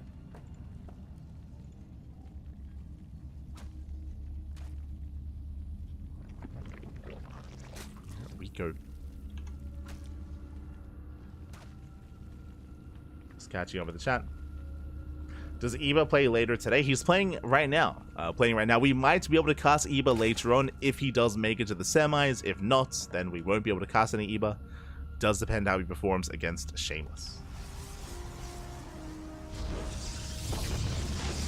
Oh, as Geralt, he does misplace the Nexus.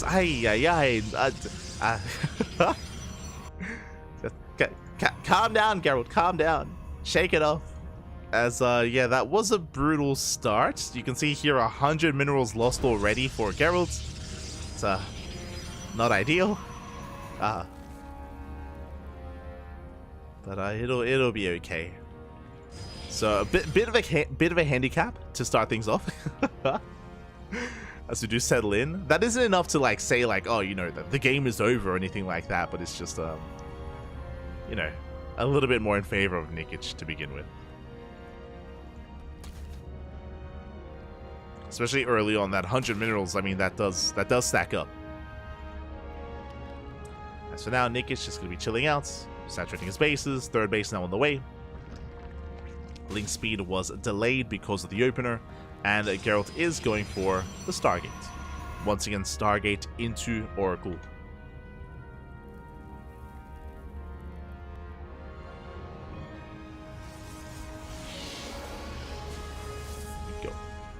Eba, exactly. You know what I love? Thorn in the chat. Eba actually made his name on the PTR exactly that. Like, almost verbatim. It's beautiful. It's beautiful. Like, the way that you wrote it, the way that you typed it out, that's his name on the PTR. It's that long as well. Beautiful. He's one with the meme. He knows what his ID is. He knows. He knows.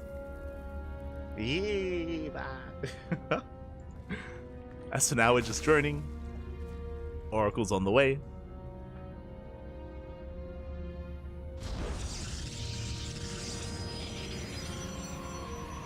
Does Eva play quite a bit of 2v2? He does play in most 2v2 events. There's the NG overcharge. But whenever there's a 2v2 event, Eba, he does usually team up with, you know, someone. We've seen him team up with Jumi. We've seen him team up with, who was the other player he teamed up with recently? Was it Night Phoenix? No. We'll have to check. But if there's ever a 2v2 tournament, Eba's usually there. I don't know how much he plays, how much he ladders 2v2. I'm not too sure about that. But he at least does compete.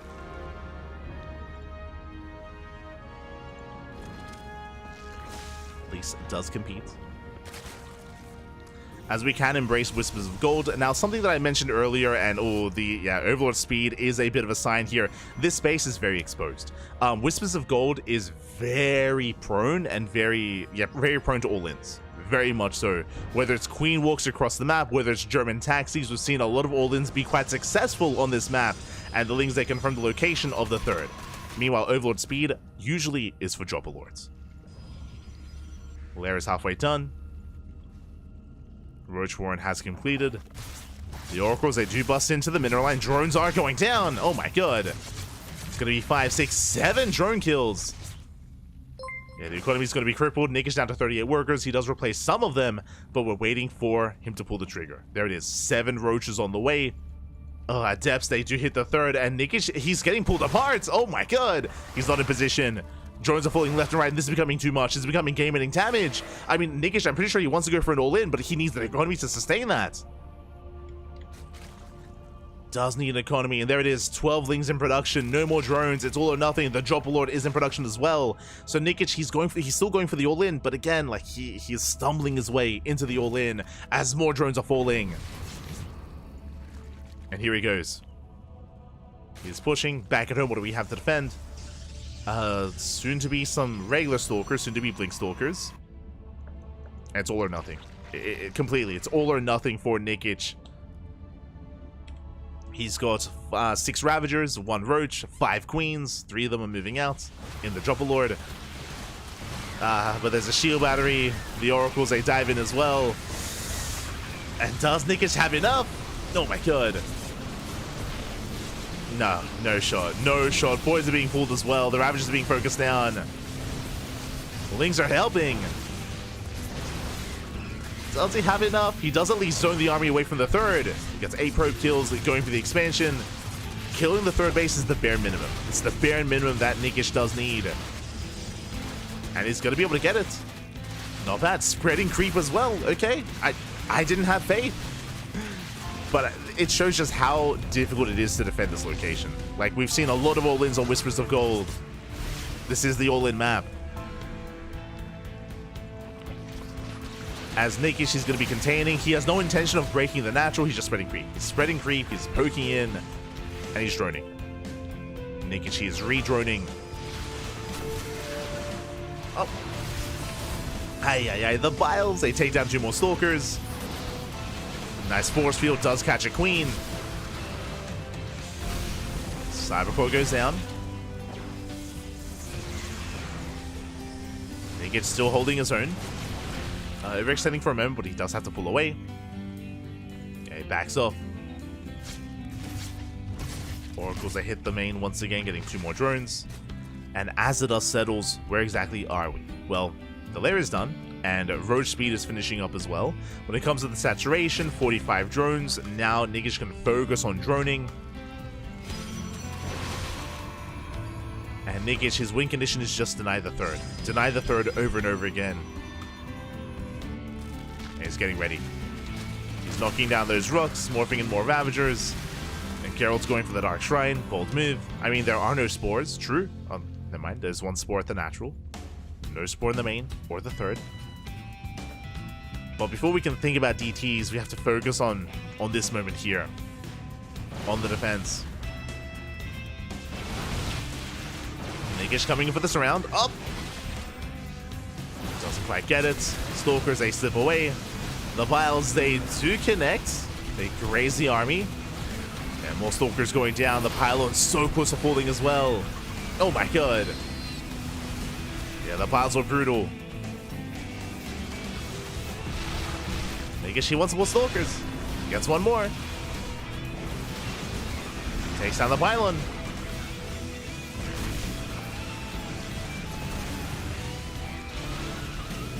Alright, rotates over towards the third. He is running out of units though, and the Ravagers are exposed.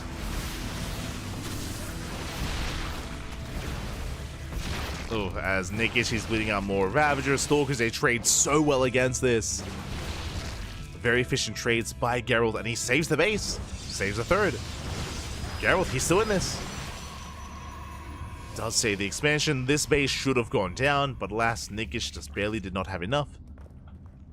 And now he's getting ready for the next wave. And now I'm concerned. Nikish is getting a 4th, but he is cutting workers at 49, at 50. 50 drones. He's still going all in.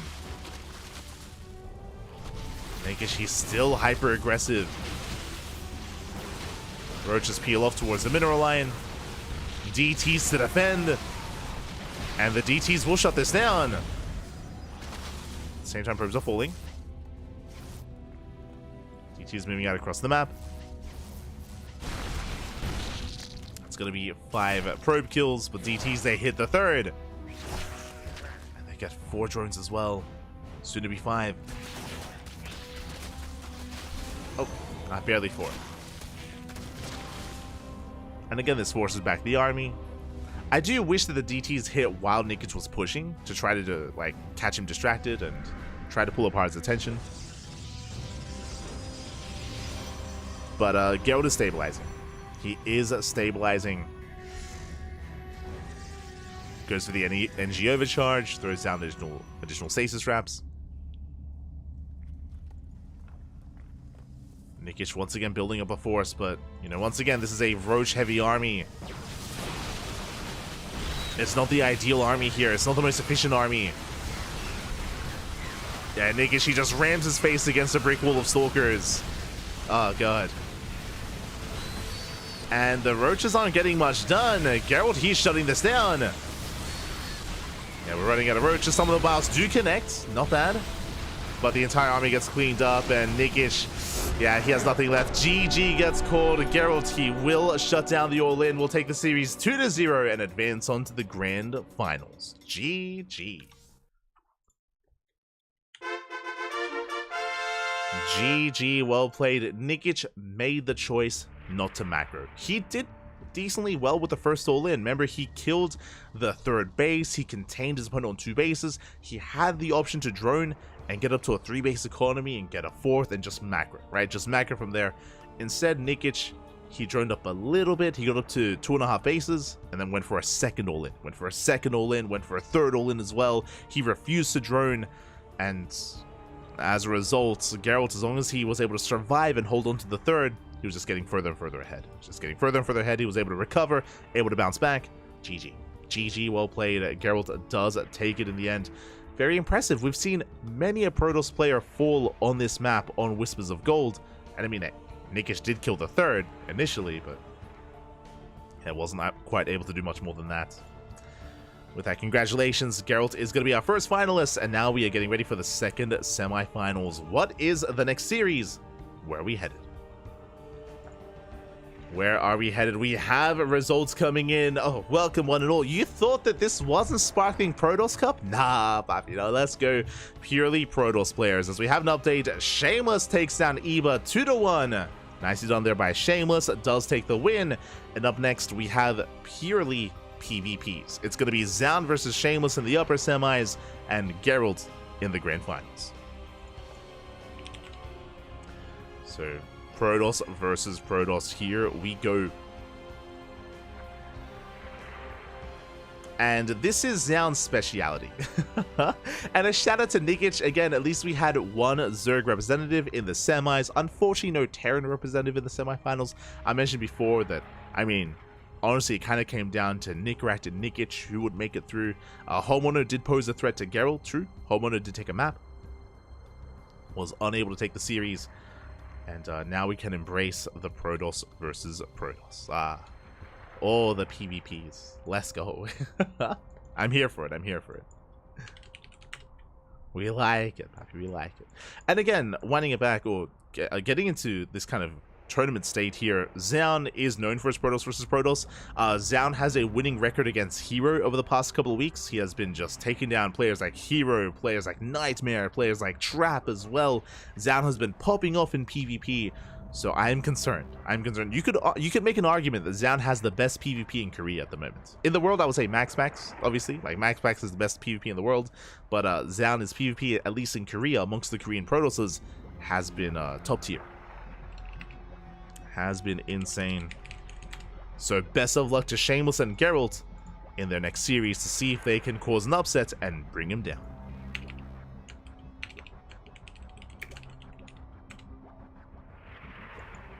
shall see.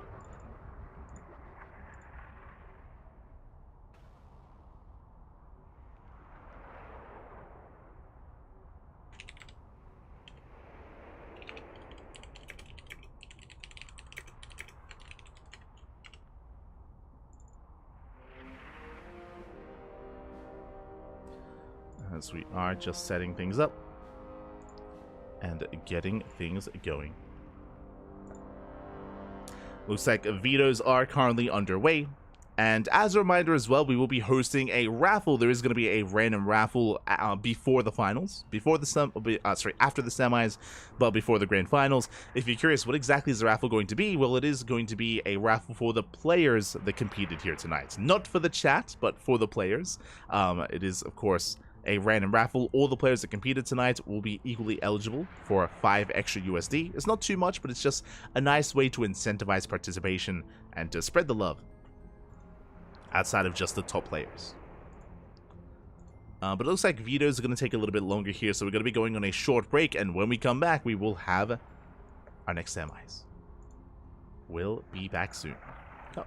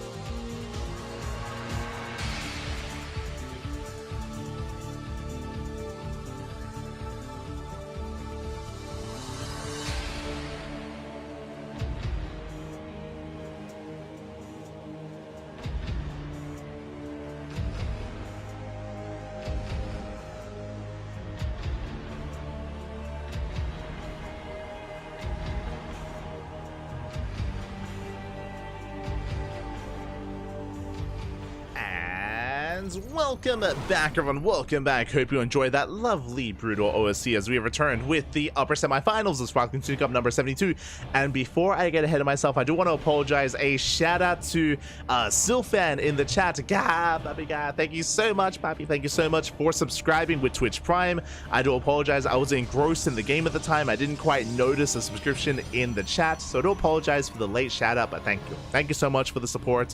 I hope you enjoy the content, hope you enjoy the StarCraft, hope you enjoy the casting, and hope you enjoy the emotes in the chat as well. We do provide emotes. We also provide replay packs. If you want to learn, if you want some of these games yourself, if you want to learn from them, if you want to watch them, if you want to even cast them yourself, then we do provide replays to our subscribers on Discord. So you can join the Discord server and you will get a plethora of replays as we do a lot of casting and we have a lot of replay packs. Until then, though, we are going to be jumping in and spawning in the top right-hand corner of Leylines. We have the South Korean Protoss player, the Red Protoss, representing himself, currently teamless, the ex-military Protoss. It is Zhang.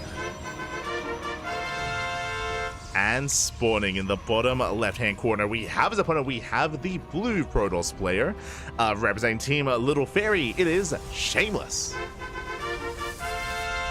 He's shameless, man. Shameless. And if you're in the chat, you know what time it is. It is time to get your gamba going. Predictions are now open. Place your bets on who you think will be our next finalist. Geralt is waiting in the grand finals for one of these two players. Who's it going to be? Best of luck. Best of luck in the chat, as we do have Zound setting up a proxy pylon. Now, very quickly here, I do have to set up the UI, sorry, the overlay. I have to set up the overlay here. Bam, there we go. That is not classic, as you can see in game. Oh, his in-game name is classic, but his clan is Zound. It's Zound. So Zound, he has returned, of course, from the military as of like a month ago. I think it's been around 4 weeks, maybe 5 weeks at this point. Zound has returned, and Zound has been on fire. We saw him last week take down Clem, take down Björn, take down Hero, Nightmare, and many others. Zound has been popping off specifically in PvP and PvT. What I will say, does seem like Zound's weakest matchup is PvZ, like Protoss versus Zerg. Does feel like Zound's weakest matchup, but you know what? If you look at the bracket, I don't see any Zerg players. I don't see any Zerg players to stand in Zound's way, so we'll see if Shameless and Geralt can cause an upset and bring Zound down, as it is going to be a proxy Stargate from the red Protoss player, meanwhile Stargate opener out of our blue Protoss player. So 2-gate opener into a Stargate, likewise 2-gate opener into a Stargate as well. You can see that Shameless, he's looking for the pylon, looking for the proxy. He will find it. He will barely come across that Stargate, is aware of what's going on, and that means he can open on Phoenix. He could open Phoenix instead. Pylon is under fire, Oracle's on the way, and Shameless has to make a choice. There it is, Phoenix is in production. This is, oh, never mind. Okay, going for the Oracle instead, bold move, Hallucination comes in, and Zound sees everything. He's fully aware of what's going on, the ground army is moving out.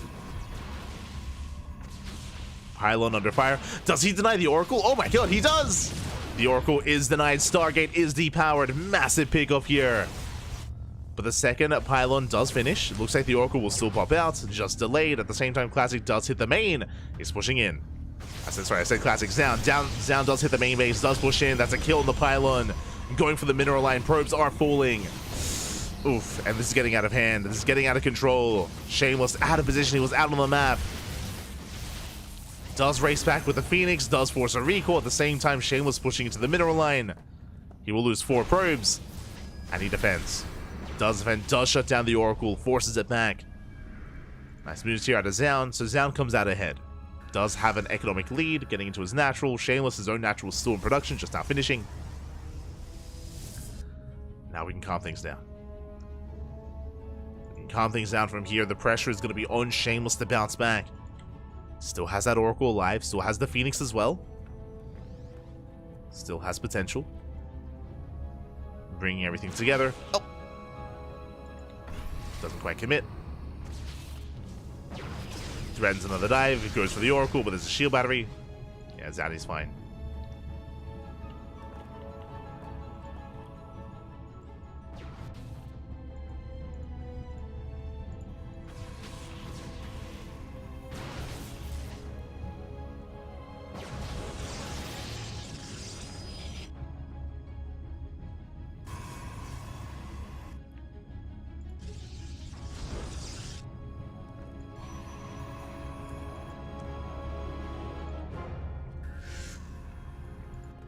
As we do have Classic moving in. We do have a Dark Shrine follow-up here out of Shameless. It's going for the Dark Shrine follow-up. So far unscattered, I believe. So could try to catch Zan off guard. Zan, in the meantime, just taking a faster third. So Zan is taking a greater economic lead here. He's going for the third, going for just a greater economy, going into delayed blink. I mean, blink is just now finishing. Meanwhile, Zan instead staying on 2 bases and hoping to make the Invisible Man work. He's committing quite hard here to these DTs. Going for a much later expansion, much later blink. He's moving out. At least he does think about it. There is a proxy pylon set up, so he can warp in across the map. Can go for the warp in. Nation Scouts, checks the bases, checks the timing of the third, sees how late it is. The scout of the main is denied. Wait, did he?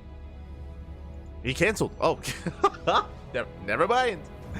The Dark Shrine was cancelled. I got scattered. Okay. I was curious as to why, but it looks like it was scattered by a hallucination, and Classic, Zan was aware. Zan was aware. Yeah, the cannons are in position. And this is a rough kind of setup here for Shameless. He's down in economy, behind in bases, behind in tech. No Dark Shrine, which would have been the comeback potential, would have had potential for a comeback here. And the one way here for Shameless to bounce back, I mean, there's a couple different ways. One, he could try to take up into Disruptors, for example. Just rush into Disruptors and try to outpace his opponent. Otherwise, could try to outposition, move out with Blink Stalkers, and try to hit the natural, try to hit the third, pick off some key units here and there, and just chip away at the army. Regardless, Shameless does have to do something here at this point. As we can see, Zan is teching. Taking up into Archons, Charge Lots, +1. All the tech is finishing up. Shameless moving out, he's spotted by the hallucinations. Now Shameless does have a higher Stalker count. Does have a greater Stalker army. So we could try to brute force his way through one of these bases, or try to avoid a fight and head into a mineral line.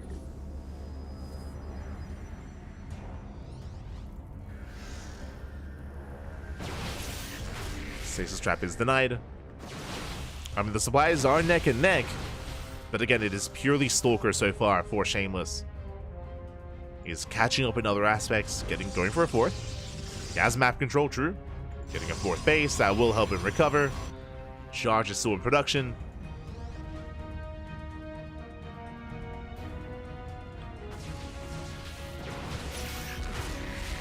Snipes another Stasis Trap.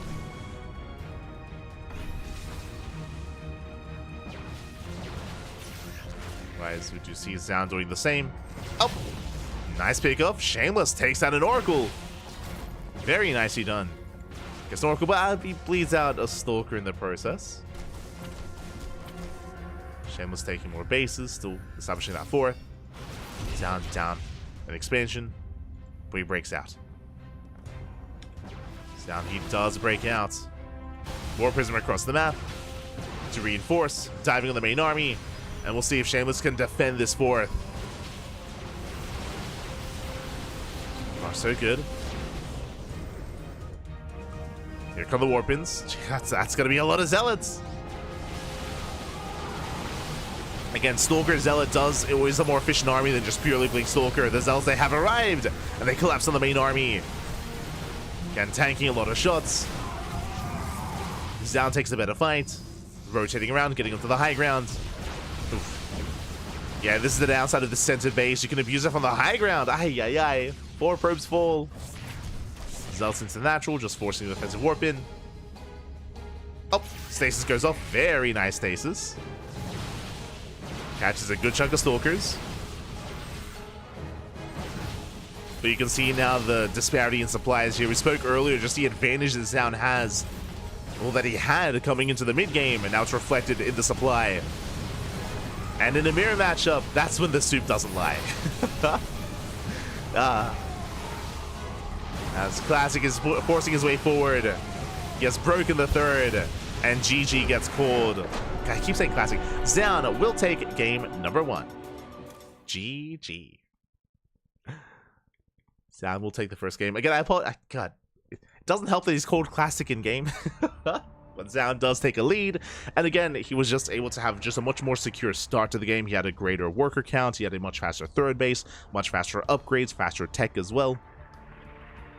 We saw that Xian was ahead in almost every aspect, and that eventually snowballed into that massive supply lead there in the mid-game. Into a massive army disparity. And GG. GG, well played. Now we're getting into game number 2. And we'll see if Shameless can bring it back here and force the ace match. I want to believe he can, but the pressure is on as we are loading into Whispers of Gold.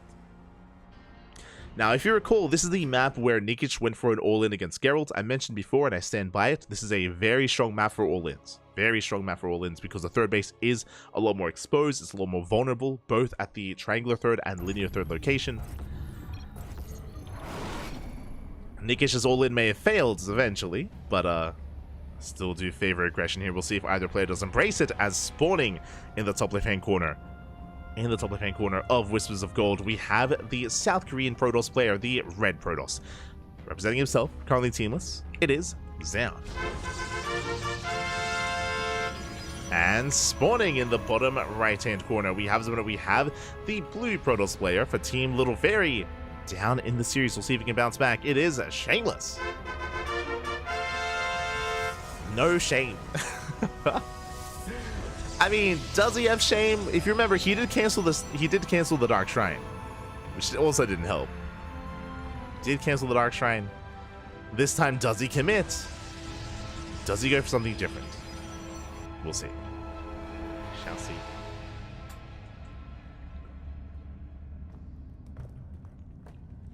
Xian is going for his probe scout across the map. Trying to get a read on what's going on. Might even throw down his own proxy instead. My eyes are on Xian. I mean, last game, Xian did open up proxy Stargate. We'll see where the pylon gets placed. Okay, towards the southern half of the map in the center. Wouldn't be a bad location for another proxy Stargate. Or it could just be a fake proxy pylon instead. Likewise, Shameless does go towards the top right. Okay. Great minds think alike. And there are the pylons. The pylons do get placed. And again, these wouldn't be bad locations for proxy Stargates. They are quite far away for a proxy Robo, so I'm just assuming it's going to be a bit of an aggressive start, but not an all-in. Oh. As neither player has probes scattered in each other's main. And show us the Stargate. Cybercore's about to finish. What do we commit? Ooh, Robo for Shameless. He's going for the all-in. Shameless is going for the all-in. Meanwhile, Xian, what are we going for? Oh, fake out. Third pylon back at home. Okay. Oh. There it is.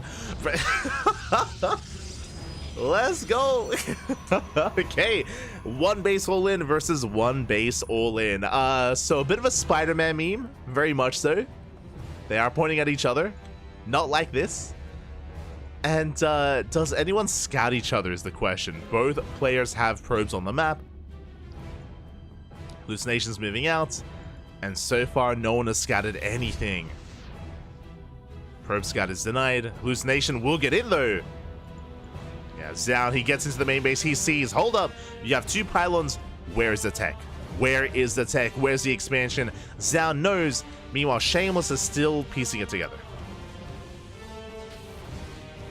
Immortal production has begun for both players. And things are about to get weird.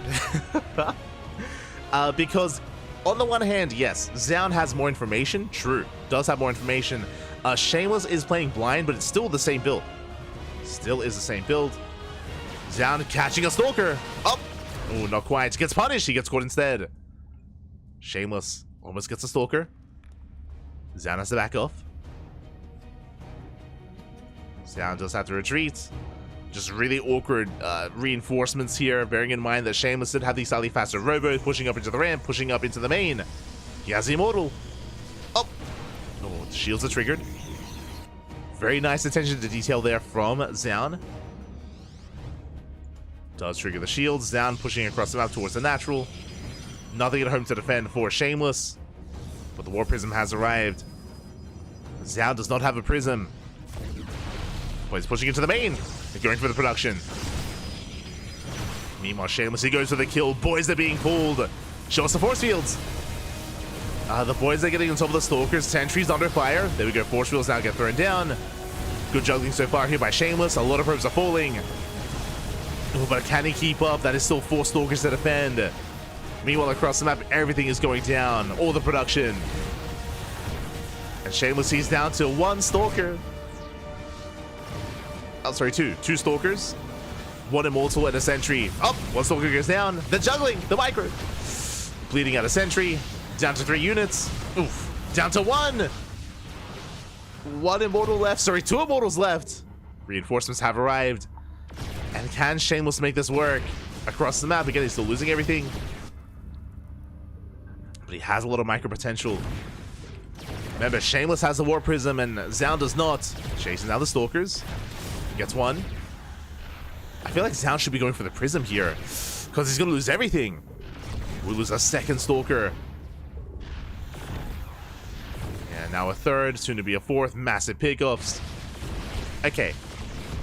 In a perfect world, does Shameless win? He's getting a 3rd Immortal. 3rd Immortal's on the way. He has a lot of micro potential with the War Prism, but he's losing all of his buildings. the buildings are going down. And it could be killed by elimination if he's not too careful. Yeah, Shameless is being revealed. Gateways are falling. Shameless, where does he go with this? Okay. He depowers the gateways and he moves out. He's moving out. And he has to protect this base. This robo. This is all Shameless has. 1 robo, 1 pylon. That's all Shameless has left. Shameless has to be careful as well. There are Stalkers. They have anti-air. I mean, Zhao can go for the Prism. Oh! Gets a couple of shots off. Shameless, he has to back off. He has to respect the Stalkers. Respect them. But again, with good control, Shameless, he could try to pick away the Stalkers 1 at a time. There's only 4. Like, if he can get rid of the anti-air, he has a high ground. Oh, gets 1. 1 Stalker goes down. Oh, going for the Immortal. Does bring it down. Oh my god. And it looks like Shameless, has he done it? The juggling. Oh, saves the Immortals. It's so close. The Immortals are so low. No, 2 of them go down. There's 1 left. There's 1 Immortal left. Oh my god. It was so close. But down, has he done it? He's going for the last 2 buildings. Shameless, he has to defend. Oh my god. Up. The Stalker, 1 shot away. 1 shot. What a ass. He gets it. He gets the Stalker. 2 units left. Up. Up. Oh my god. 2 units left. I think Shameless, he did it. He did it. Get the last Immortal. No, juggle. Oh my god. No, no, he was not. No, Shameless. No, he had it. Oh. The miscontrol. The Sentry tanks the shot. Shameless, he got too excited. GG. Oh my god. Shameless. He almost did it. He had it. He had it. No. Bobby. Oh my god. GG. Well played. Oh my god. Shameless, you just had to calm down. Like, again, like, the buildings were, they still had a decent amount of HP, a decent amount of shields. Like, he could just buy a little bit of time, you know, wait for his shields to regenerate, just calm things down. Oh my god. GG. GG, well played. Zhao does take it, but that was close. That came down to the wire. Shameless 100% could have won that game. It was within his grasp, was within it. Could have seen an ace match, but not this time, not this week. Congratulations, Zhao will take it. I feel like we're deprived of an ace match a little bit there. We are deprived of it, but regardless, GG, well played. Zhao will advance on to the grand finals, and Shameless will bow out. Very close though, very close. Oh my god. GG. GG. The worst end I've ever seen. It was amazing. Okay, it was amazing. Not the end that I wanted. Again, I would have loved to have seen an ace match. That's all I wanted out of it, but regardless, congratulations to Zown. Grace under pressure, and it did look like Shameless was panicking towards the end. It looked like he 100% had some panic micro there, and did slip away, unfortunately. Did slip away. Now we're getting ready here for the final series of the night. Like, calm down, Papi. Trying to calm down.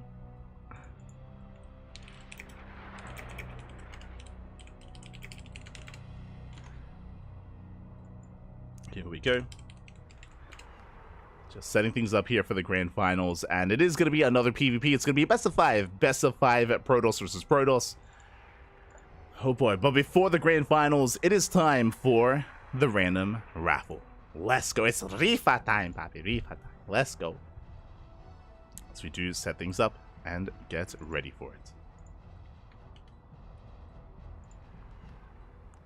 Okay, if you're curious what's going on, we do host a raffle every single week for Sparkling Tuna Cup. It is a random 5 USD raffle for all the players that did compete here tonight. This week there are 13 eligible players, and one of them is going to walk away a little bit richer here. A little bit richer. Of course, get your exclamation mark rigged in the chats ready. Get it ready, Papi. Get it ready. To do randomize a couple of times. And here we go. So again, 13 players. The rule set that we have, if there was a walkover, then you are ineligible. You are ineligible here if there was a walkover in the early rounds. So you have to have played your matches. You can't just sign up. You have to have actually competed here. And we'll see who it's going to be as we got our drum roll ready. And this week, the random raffle winner is... Oh, this week it is Eva. GG, Papi, GG. We didn't get to cast any of his games. Didn't get to cast him at all. And he did go to the ace match against Shameless earlier. And alas, he will walk away 5 USD richer here. So hoping to catch some Eva this week, but maybe next time. Maybe next week. And at least he does earn some money here tonight. Checking the runner-ups, we do have Hacker is top. Zown, Geralt, Shameless, Nickish just behind him. But again, we only give it to the number 1. Only to the 1 player here. Congratulations. Congratulations to Eva. Congrats. Oh. As now we can focus on the finals. Let's go. We can now focus on the grand finals.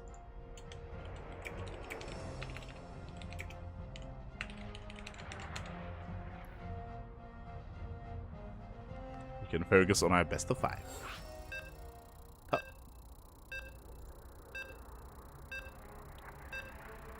We go. Vetoes are done, and game 1 is going to be on ley lines. Oh my god.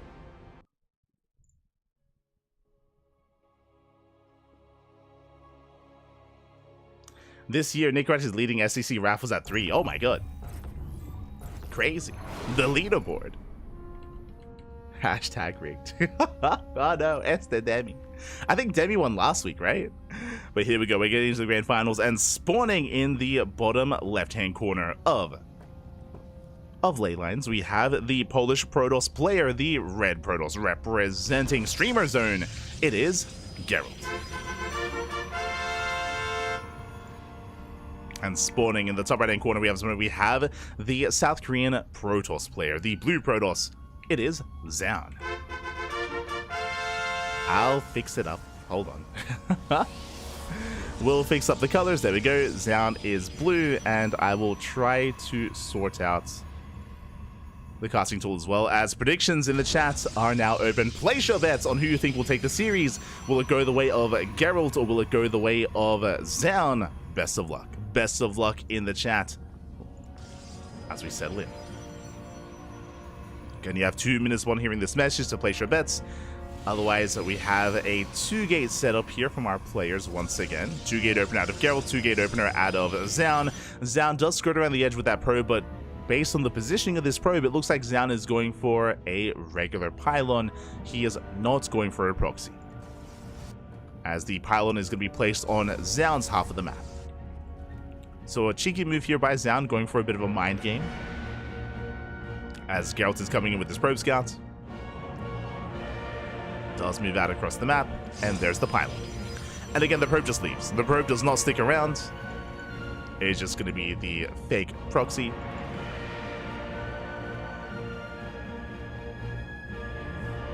Meanwhile, Geralt does slip into the main.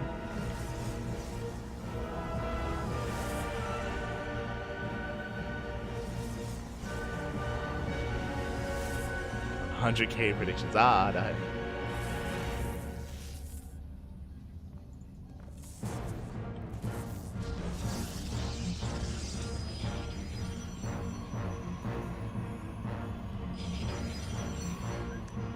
Sorry, I have to calm down. Like, yo, my heart rate, it's still pumping from the semifinals back. It's still crazy. Oh my god. As Geralt does go for the pylon block. Now, Geralt, he did scout the main. He did confirm the pylon was missing, so he knows. He knows that there is a pylon somewhere on the map. It is also quite possible that maybe Geralt was watching the last game, so he's aware that Zaun has the potential to go for an all-in. So Geralt, for now, does shut down the initial probes, going for the pylon. Ooh, does finish, actually. Will delay Geralt's expansion. Geralt, he has over 400 minerals, and he's forced to go for an earlier Stargate. So Geralt can now expand, but it is going to be a later expansion here compared to Zaun. Zaun will have a slightly faster Nexus. But to make up for that, Geralt will have the Stargate and the Oracle. So Geralt, he does have some counterattack potential, can harass across the map with that Oracle. We'll see what he can get done. Meanwhile, as we had one player taking into a Stargate, we have the other taking into a Twilight Council. Massive scout here with Hallucination. Zaun sees everything. He sees, he does confirm, he is aware of the Oracle. So he is fully aware. Meanwhile, Geralt is still looking for the pylon, and he will find it. Did fan out with his stalkers and does finally come across that proxy. And now can rest easy. Now he can rest easy. Oracle does commit. Stasis route. Yo, the setup. Let's go. Oh no! I like the setup, but Geralt gets caught out instead. Ooh, one stalker going down. Massive pickup this early on. Meanwhile, the Oracle does dive into the main, but once again, Zaun is in position. He was scouting earlier. He's fully aware of the potential of the Oracle harass, and he's ready for it with this shield battery, with the sentries. So Zaun was ready. Meanwhile, both players settling down. Geralt's probing. And Geralt, he's not too far behind when it comes to his own blink timing, thankfully. So only behind by a couple of seconds as we settle in.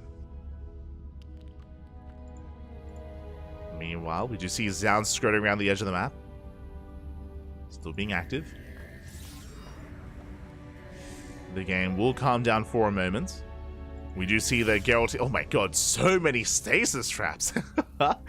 Will be... Oh god. We'll be attempting to delay the expansion, and it looks like he will. Oh! Or will he? Looks like it was spotted. Oh!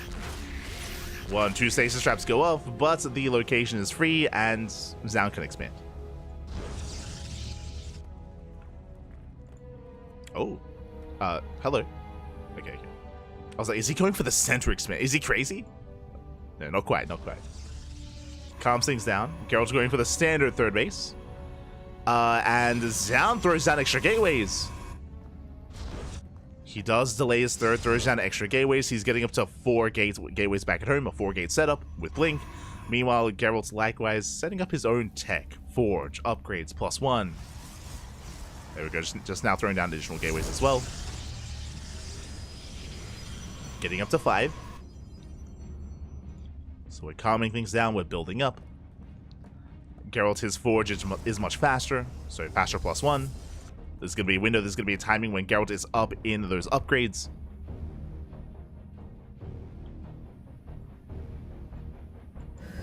As, oh my god, stasis traps do go off in the main. Nice catch. At the same time, main armies do clash. But Zaun was in position. And not a bad stasis. Catching, what, 6 probes and a stalker. Very nice.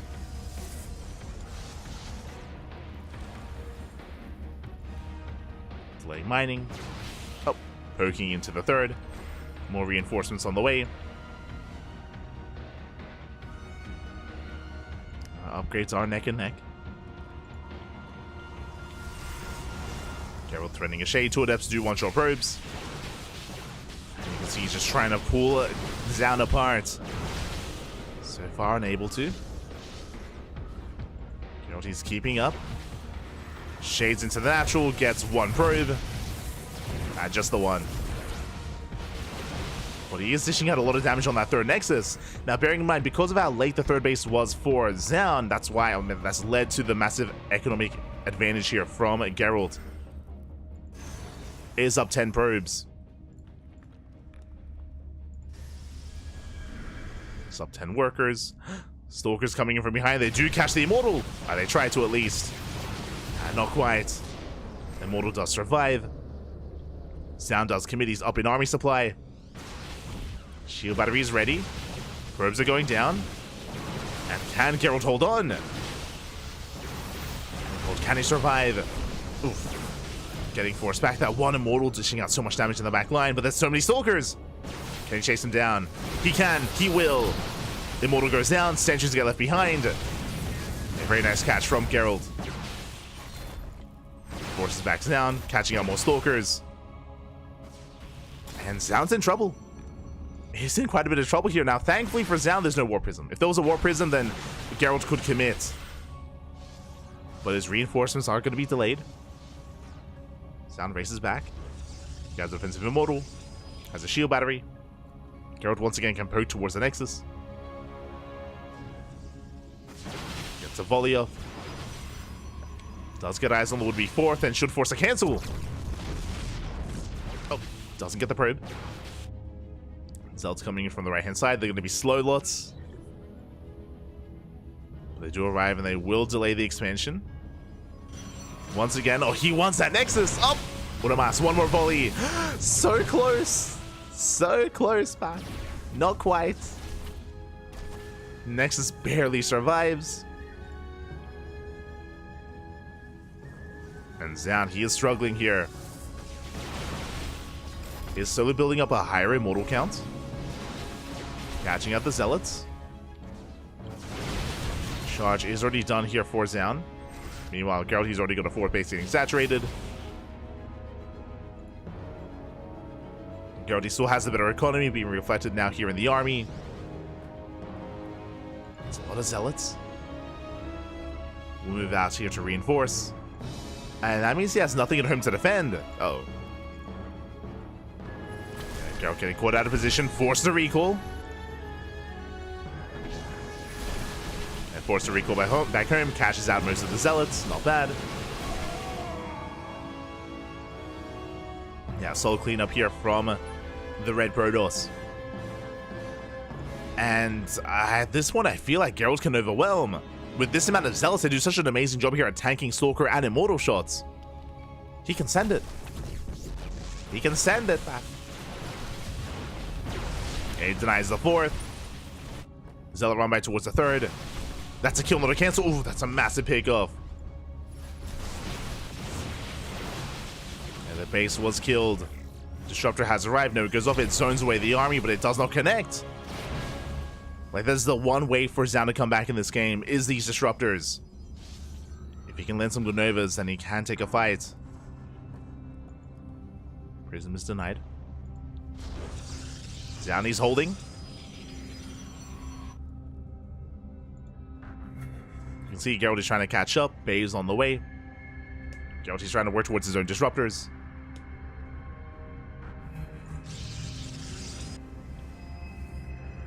Now Zaun is up to four Disruptors. Jesus. It's not easy to push into. Yeah, Geralt, he accidentally blinks. He gets caught out. Nova goes off. Geralt trying to come in from the left-hand side. So far unable to. The supply gap is closing. And it's one of those things that, I mean, sure, Geralt, he's up 2 bases, but Classic is getting the better army. At least with all these Disruptors. Oh, but they're exposed. Zaun pushes out towards the left-hand side. Nova goes up. Massive connection. Oh, and just like that, down, he's back in this. Prism gets into the main, going for the cannons. Cannon goes down. DT's the wreaking havoc. Main army pushes in. Can he get the disruptors? Oh, that's a lot of Novas. Get a bit of friendly fire. Geralt, he doesn't quite pick them off. Bleeding out a lot of units. DTs are wreaking havoc, but he needs more. He does need to get more done. And he doesn't have enough. As being forced back, detection has arrived, DTs are being cleaned up, he only gets 2 probes. Can he get the Nexus? Nah, no. No shot. Base survives. Both players have comparable armies.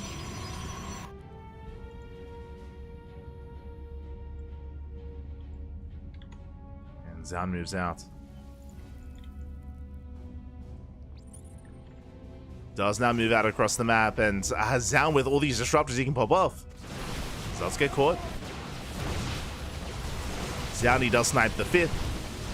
5th base goes down. Disruptors are left behind. Nova goes off. Oh! Massive connection! Zan not looking. Yeah, wasn't paying attention and Geralt, he pops off. Likewise, Geralt bleeding out another disruptor though. Immortal's getting left behind. Disruptors have arrived. Novas don't quite connect. Do you see Geralt recalling, trying to collapse on the army from both angles. There it goes off. Nice dodge here from Geralt for the most part. And he's trying to corner Zan. And Zan, there's no way out of this. He's trying. But I think he has a recall. And outside of a recall, I don't see him getting out of this corner of the map. Yeah, there's the recall. We'll get out. We'll save the disruptors. 1 disruptor goes down. Did recall to the natural. Zana did get out. Meanwhile, Zealot drop getting ready for the main. Geralt is max. Jesus, but how many disruptors? 11! Oh my god. 11 disruptors for Zan. That's a lot of disruptors. That's a lot of balls, papi. Oh my god. And again, it's so difficult to push into this army because this is basically non-stop disruptor, like Purification Novas. Like non-stop. They can just go off one after the other. Outside of a surround, and again, a surround would be ideal for Geralt. Outside of that, it's not going to be easy. He's going for the base trade. He's going for the base trade.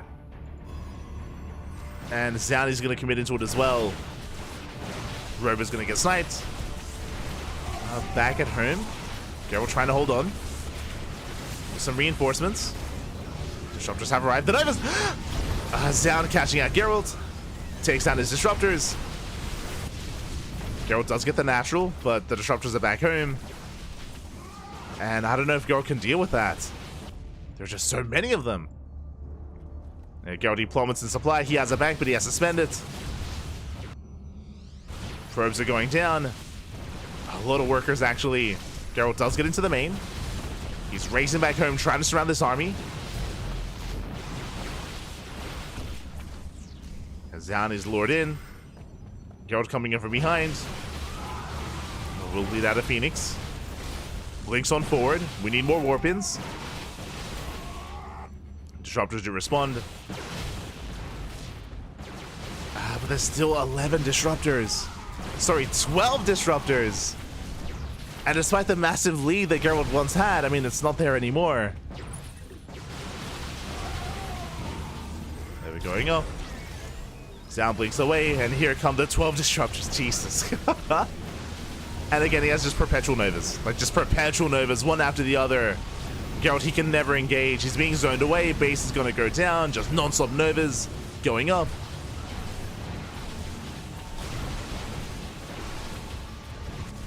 There's also wreak havoc across the map.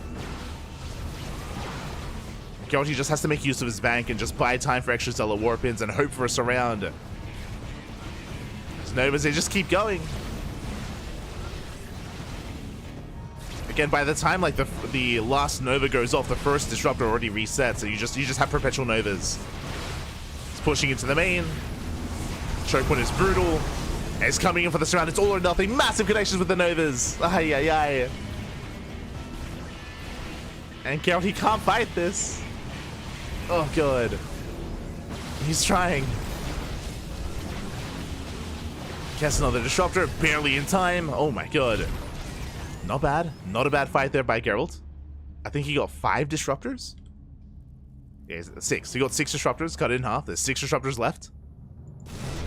Buildings are still going down. Geralt, does he go for the base trade? He thinks about it. The problem is that there's still an economy here for Zaun. Zaun is supply blocked, but he's throwing down more pylons. And we see Geralt is going for the base trade. He's going for the base trade. Does find the base. Will not get down. Zaun, he does hide some probes. Nexus falls. Okay. Okay, we can do this. Nexus does fall. Zaun forced to cancel all his buildings, but he did save those 2 probes.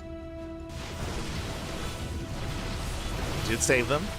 Geralt, he can always recall back home. He's building up more disruptors. Geralt, he can do this. There's the ninja base. Geralt, he leaves the zealots behind. He moves back with the stalkers. And now Classic is pushing in. So I said Classic once again, sorry. Zaun is pushing in. I keep saying it. Never's going up. Nice connection here for Geralt. He lands 1. Geralt with the supply lead, with a comparable disruptor army as well. 5 versus 5. Up! Oh my god. That takes Nova to the face. Not ideal. Geralt, calm down. Calm down. Okay, rotating back around. Both players are supply blocked. The armies are not getting larger. We need more pylons. Never goes off. Massive connection. Gets 2 disruptors. 3 left. 3 disruptors remaining. Geralt, he might have just done it. I say that. Oh my god. Bold dive there. Buys down. Gets 1 disruptor. We need pylons. Oh, the zealots are trapped. Zealots are trapped. Bit of an awkward Sim City. Things getting chaotic. It's a very intense game state here. Diving on Fort Novas. Oh, they don't quite connect. Nice target firing here out of Geralt. There's 1 disruptor left. 1 disruptor. Nova goes off. Zaun dives in. When he's punished for it. And it looks like Geralt, he has barely done it. GG gets called, and Geralt will take game number 1. Whew. GG. Oh my god. GG, well played. Geralt does take a lead, but that was a very intense game. Very back and forth. There were some moments for Geralt, there were moments for Zaun. If you remember, Geralt initially had a massive lead. He had a 5 base setup to the 3 bases of Zaun, but Zaun, he was defending, he was turtling, he got into 11 disruptors, he was able to eventually break out, and we had just a crazy back and forth game say where Zaun was out trading Geralt. Geralt eventually, he just committed to base trades over and over again. He just realized he could not engage with the main army. Towards the end, we had a surround set up, and even then, it was still very close. Still very, very close. GG, well played. Whew. Geralt takes a lead. Does take a lead. Very intense, very intense. And now we're getting into game 2. Game 2 is going to be on Amygdala. Fun fact, we actually haven't seen Amygdala tonight. We have yet to really embrace it. Has been vetoed time and time again, for good reason, It is a very quirky map in the map pool. It does have very exposed 3rd base locations and 4th base locations as well, so getting into a longer game state can be quite difficult. On top of that, rush distance by ground is also very short, especially when rocks get knocked down. We'll get into it. It's a little bit easier to explain when we see the map in action. So we'll get into it. Geralt's economy won him the game. For the most part, yes. I say for the most part because I mean, towards the end, everyone was supply blocked and we couldn't really make use of the economy, but yes, basically, the longer the game went on, the better it was for Geralt. As we were mentioning during the game, we were talking about the reinforcements, about buying time for more zealot reinforcements, more disruptors as well. As we did mention. Oh. And here we go. Despite that, though, it still came down to the unit control, right? That's usually how it goes with all those disruptors. Comes down to the army micro, the army movement. You can be up in supply and it won't matter. You can still die to some solid novas. The power of the disruptor. But here we go. We're settling into game 2 and spawning in the top right-hand corner of Amygdala. We have the Polish Protoss player, the Red Protoss, representing his new team, Streamer Zone, leading the series 1-0. It is Geralt. And spawning, hold up, I'll fix up the overlay. I got you. Bam, there we go. Spawning in the bottom left-hand corner, we have the South Korean Protoss player, the Blue Protoss, representing himself, the ex-military Protoss. It is Zaun. Here we go. As we do embrace our PvP. And again, game 1 was very close. Could have gone either way. Even though Zaun is down in the series, I would still say that Zaun is the favored player in this best of 5. So a strong start for Geralt, but can he maintain that lead? Can he maintain himself and keep this going? Or do we end up in a tied up series? Here we go. As the probe is moving out across the map, it's going to be a 2-gate opener. 2-gate opener out of Geralt, a 2-gate opener out of Classic, or out of Zaun. God damn it. 2-gate opener out of Zaun.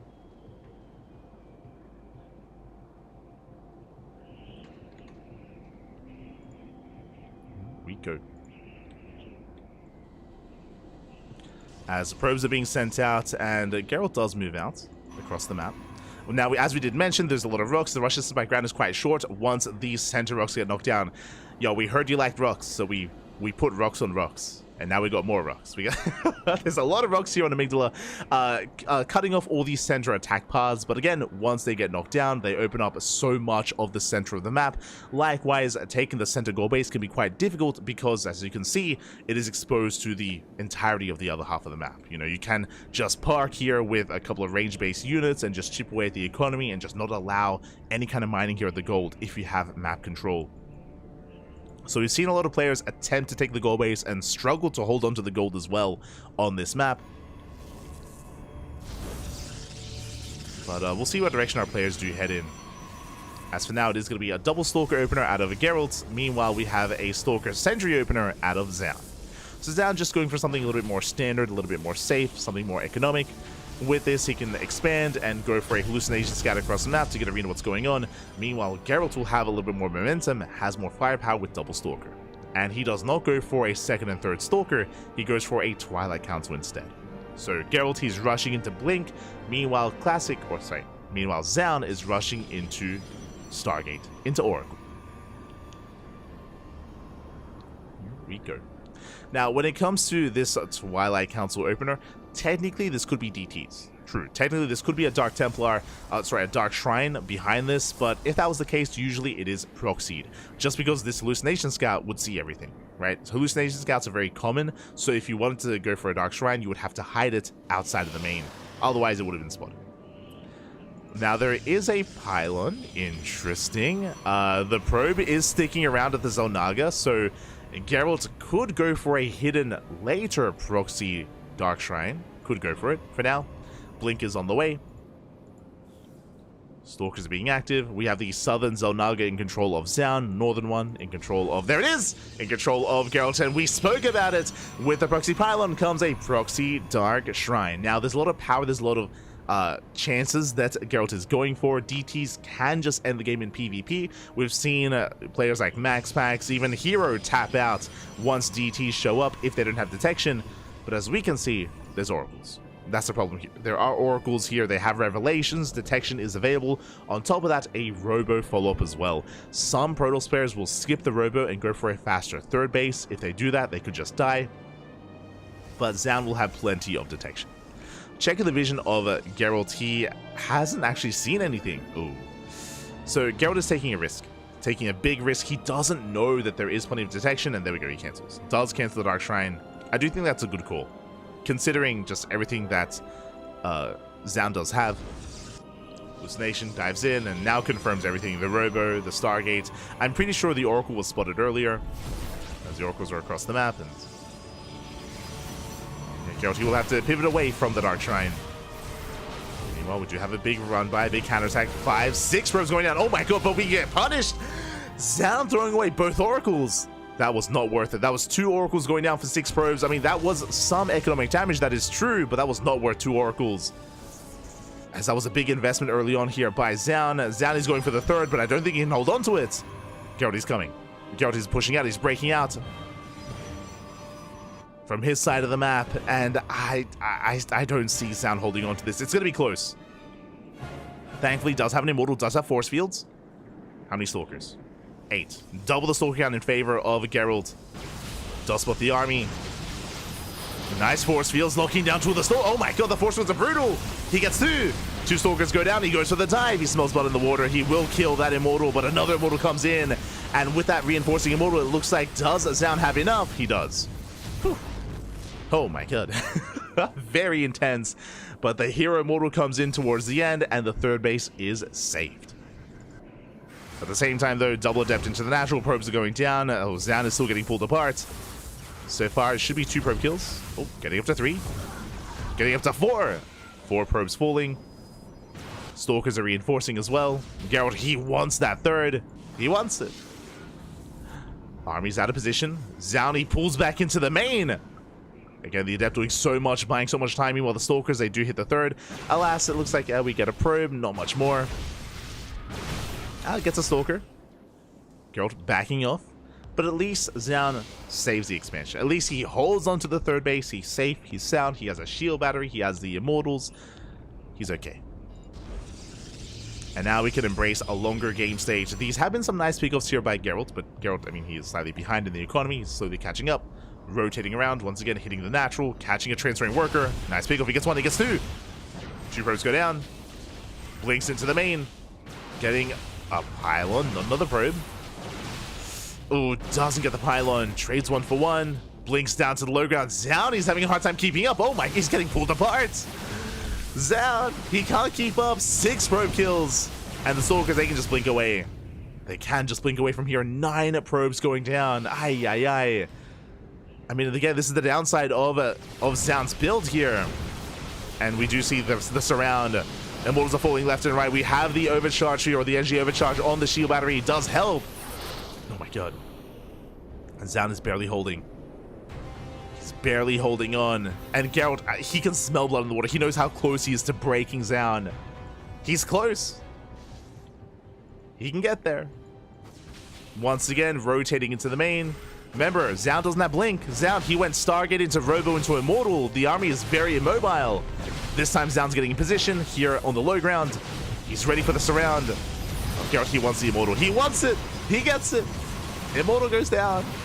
Reinforcements, they hit the 3rd. More probes falling as well. And Geralt, he's on fire. Oh my god. Calm down, Geralt. Calm down. You're meant to be the underdog. And he is. But still, gets the pylon. Denies any mining at the 3rd. Gets a shield battery as well. And Geralt doesn't have enough to fully break Zaun, doesn't have enough to kill the 3rd, but he's just taking a 4th. Taking a 4th base, taking an economic advantage here. Pulling back, still heavily reliant on gateway production. No bay yet. Now I am concerned, if you remember, in game 1, Geralt did have a nice lead. He had a nice lead against his opponent, and then Zaun recovered with Mass Disruptor. This time, Zaun is not going Disruptor, he's going into Charge Lot Archon. Charge is done, Archons are on the way. We'll see if Zaun can get there. Meanwhile, Geralt, he just reinforces. He's just going for the kill. Just a purely gateway army. Charge Lots and Stalkers. And can he get on top of the Immortals? That is 3 Immortals. Geralt backs off. Now, I am concerned if Geralt doesn't take. If he doesn't take up, I am going to be very concerned that he might just be left behind. And that Zaun could recover. The Prism! No! Oh, Prism goes down. Massive pickoff. Geralt going for his own War Prism into the main. And again, his goal here is to distract and pull apart the attention of Zaun. Yeah, massive Warp in. Zaun, he responds with his Stalkers. Main army hits the third. Geralt doesn't quite have enough though. He should have enough. With these Zealots without any Stalker reinforcements. Geralt, he pokes in, picking up Zealots. Not quite going for the dive. Did the Prism go down? Oh, it did. War Prism went down, so Geralt, he can't reinforce. You can see Geralt, he's got 1,000 mineral. Oh, there we go. There we go. He's warping in a massive wave of Zealots. If these Zealots could reinforce on the front lines, I mean, he could try to break his opponent, but now we have Archons. And that's the answer to the Zealot. This is what I mentioned earlier, how I was afraid that Geralt was just going to be outscaled. Archons have arrived. Zaun breaks out. Even with a smaller army, he can contest against Geralt. Like, Zealots, they melt against Archons. And there's 3 of them. And Geralt, he has to back off. Yeah, he has to back off. Has to respect the army. Zealots, they come in for a surround. And Zaun, he has finally broken out, pushing forward. Yeah, big Archon shots going off. Nice snipe there on the Prism. Doesn't have any reinforcements. No shield batteries here at the 4th. But there is a cannon. Up! And he's trying to pick off those Archons. He gets one. One Archon goes down. Second Archon goes down. There's one Archon left. And there's they wreak havoc. GG gets called. Geralt, he will take game number 2 and take a 2-0 lead. GG. Oh my god. Geralt, calm down. He's popping off. GG, well played. Again, Geralt, he was so aggressive. He was so active in this game, just pulling down left and right, time and time again, getting into mineral lines, just picking off immortals, picking off sentries here and there. Hyper aggression out of Geralt. Did work out well, and with that, Zaun just having a very hard time keeping up, and now he's up against the wall. And again, coming into this tournament, Zaun was the favorite player. He was 100% favored to win the entire thing. I did say that, you know, we have players like Shameless and Geralt and Nicarat and other players that can contest against him, that can take maps, but it was still going to be an uphill battle. But Geralt's, nah, papi, he's ready. Let's go. He was forged in the flames of Polish PvP with Christiana, with Rodzin, with Ziomek, with Mana, all the Polish Protoss players. He knows, papi. He's ready. He's ready for this. It's coming in. Game 3, Snowpiercer. And does it all end here and now, or do we get it? Do we get a further series? Do we get a game 4? Do we get an A smash? Do we get a game 5? I'm hoping for an extended series, but I mean the pressure is on Zaun. No, I'm greedy like that. You know, I want more games, but it would be very hype if Geralt 3-0'd. Like, that'd be crazy. Was it last week Zaun, he 2-0'd Hero? And now here against Geralt? Crazy. But here we go. Here we go. And spawning in the bottom left-hand corner of Snowpiercer, we have the Polish Protoss player, the Red Protoss, representing Streamer Zone, his new team. Again, he's got that new team buff. Leading the series 2-0. Unamas. One more game is all he needs to be this week's Sparkling Tuna Cup champion. It is Geralt. And spawning in the top right-hand corner, we have his opponent. We have the South Korean Protoss player, the Blue Protoss. Again, he has been on fire. What happened less than a week ago? Mate, he took down Clem in the Limit League. He took down Björn, took down Nightmare, took down Hero. He has been popping off. He's been on fire, but he is struggling here in the finals. Can he bounce back? It is Zaun. No classic. It is Zaun. Okay, and when it comes to game 3 here, when it comes to Snowpiercer, this is, I want to say, the largest map in the new map pool, compared to Amygdala, compared to ley lines compared to Ultra Love. Snowpiercer is massive, a lot of bases, a lot of wide open spaces as well. We have seen some late game on Snowpiercer, but this also would not be a bad map to proxy. Because it's so large, could be difficult to actually find something like a proxy Robo or a proxy Stargate. We'll see. We'll see what direction our players go in, if they do embrace some early chaos, or if they go for a longer macro game. As the probes have arrived, 2-gate opener out of Zaun, 2-gate opener out of Geralt. So far, everything looking as it should. Second pylons have been placed, and now both players are fully aware. Oh my god, it's Geralt. He gets a kill! Geralt? He does kill the probe. Did cost him some mining time there, and oh, he has to go back to mining. It's a little bit of chaos here in the aftermath, but he does kill the scouting probe. And that means if Geralt wants to hide something, he could. Zaun is in the dark.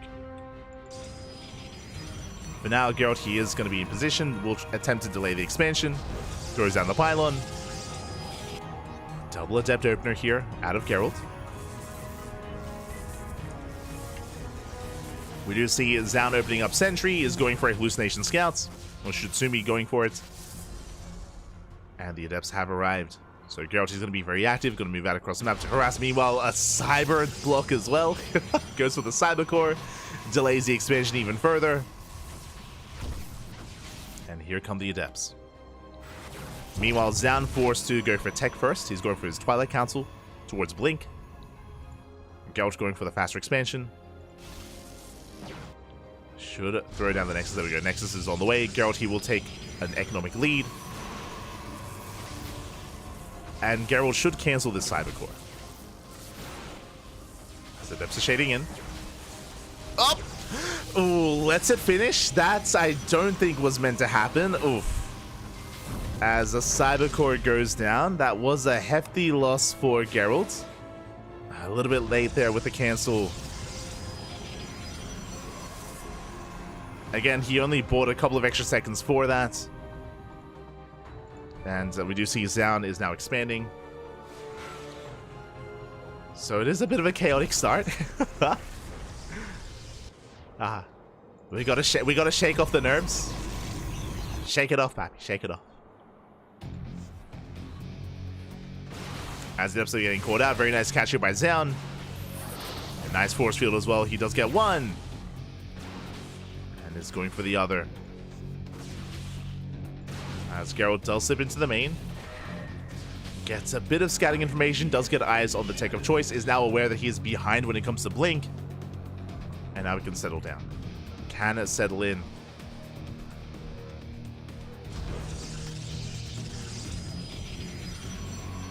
Is going to be the Robo follow-up. And Geralt should be stuck at home. Again, there is a window where Zaun has Blink and Geralt does not, so Geralt, he should respect that. We do see Zaun setting up a proxy location, is scouted by the Hallucination. Very important scout here from Geralt. As Zaun may just go for an all-in. He's got 2 gates back at home. And does he go for a 3rd gateway? Oh, he doesn't. He backs off for now. Geralt's pushing out. Armies are being active. Pylon is going to fall. I'll be honest, if this pylon wasn't scouted, I'm pretty sure, yeah, you can see here, Zaun, he wants to reinforce. Forced to recall, 1 sentry falls, and a Stalker. Brutal losses. Geralt, he's up against the wall. Can he hold on? Another Stalker falls. Boys, they have to be pulled. Geralt, he's in a lot of trouble. Nice target firing here out of Zaun. Takes out another Stalker, down to 3. 3 Stalkers left for Geralt. Now to 5. The reinforcements, they're rallying across the map. Zaun doesn't want to stop. But he backs off. Forge. Forge is on the way. Pokes in once again, gets another Stalker. Working towards +1 and a 3rd base. Okay, Zaun, he retreats. Doesn't commit to a proxy gateway. He's still being active with those Stalkers. He could try to dive into the main with high ground vision, but nothing yet. And with the help of this Immortal Geralt, he doesn't just hold on, he is going for a 3rd. Now, the 3rd base is going to be later than the 3rd of Zaun, but only by a couple of seconds. He's getting there. Not too far behind.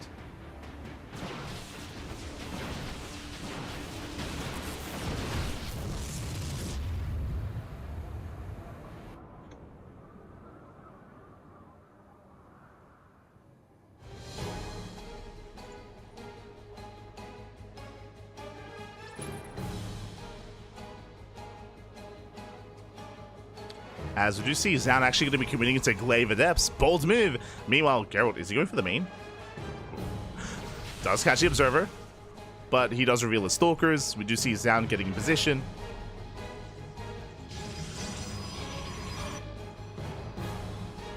I did notice the clown comment.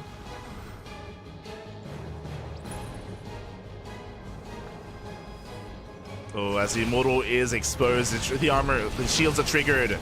Immortal's gonna go down. Yeah, this was not worth it for Geralt. He gets punished. Please zap the Immortal. Force back. Two Adepts do shade into the main. They're gonna catch a couple of workers. They get one, they get up. Not quite two. The Adepts, they get trapped.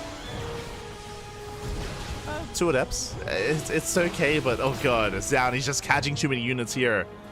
Geralt, he's bleeding out too much. An Immortal here or there. Adepts, Stalkers. And this all is leading into a massive supply lead, army supply lead for Zan. Oof.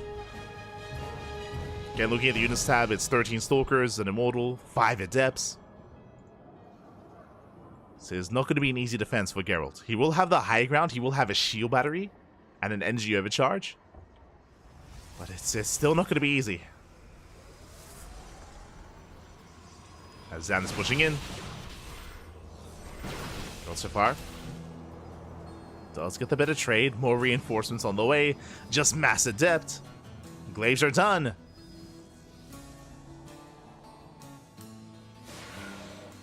And I'm not too sure that Geralt can fight this head on. He's gonna try.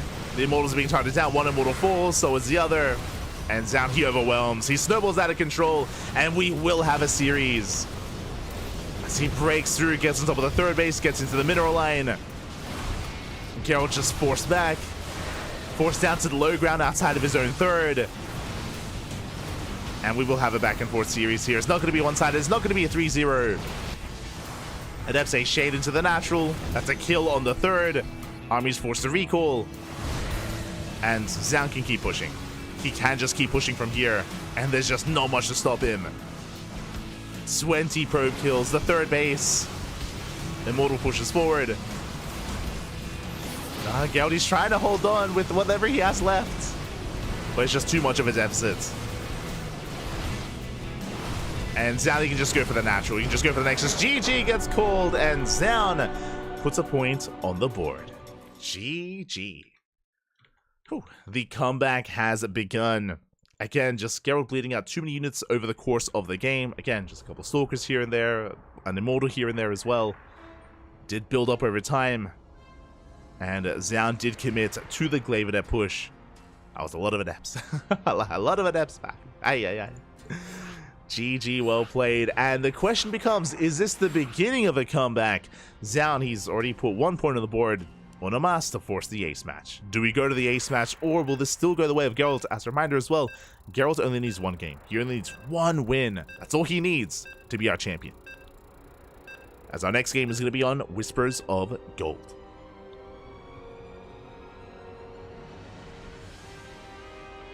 Yo, I see all the indie boys in the chat. The turkeys, the indie K. Love to see it. Share, my papi, share, man.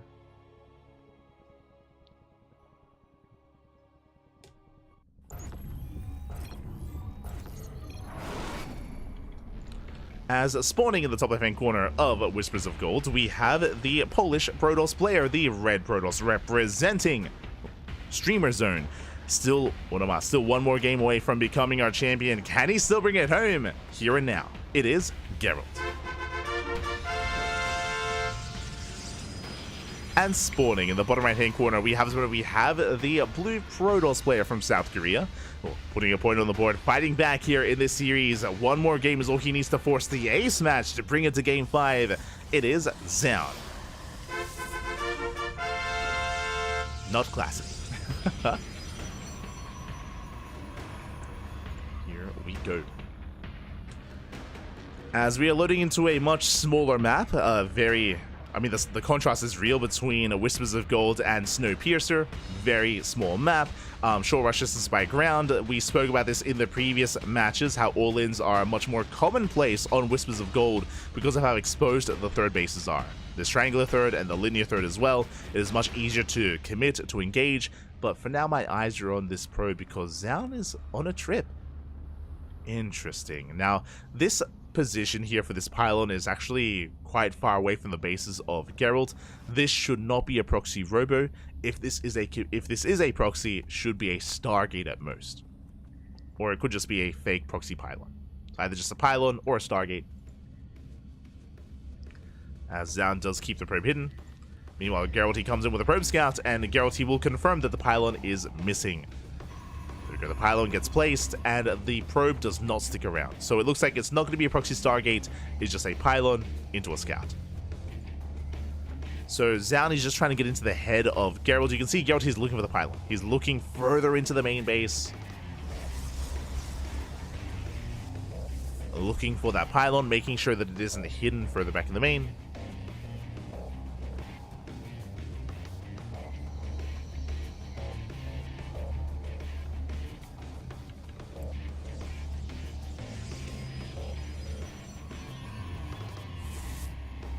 Check, just confirm.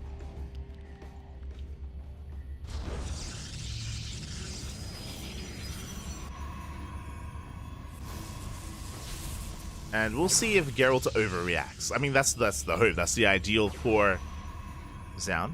As we do have a Stargate opener from Geralt. Probe is checking towards the south. And just like that, Geralt, he will come across the pylon. Does scout. So nicely done here by Geralt. He will find the pylon. Now he's fully aware that there is no proxy Stargate. There's no one base all in. And the Stalkers move out. Now this is a risky maneuver. Geralt, he moves out to snipe the pylon. As he moves out, he does leave himself vulnerable. But as we can see, it was a sentry expand. Very economic opener here by Zaun. Zaun has a faster expansion because he did skip that second unit, I believe. Yeah, did skip that second unit. Stalker is zoned away. And the pylon is under fire. So my apologies, didn't skip the second unit, just went for a sentry into Stalker, into expand. Oracle's in production. Checking the vision here of Zaun, he scouts. So Zaun scouts, Zaun confirms he gets eyes on the Stargate and on the Oracle. So Zaun should be getting ready. You can see here Stalkers are in position in the main. Likewise, sentry's getting positioned at the natural. Pylon does go down. And Geralt races back home. Does race back home. And this Oracle shouldn't get much done.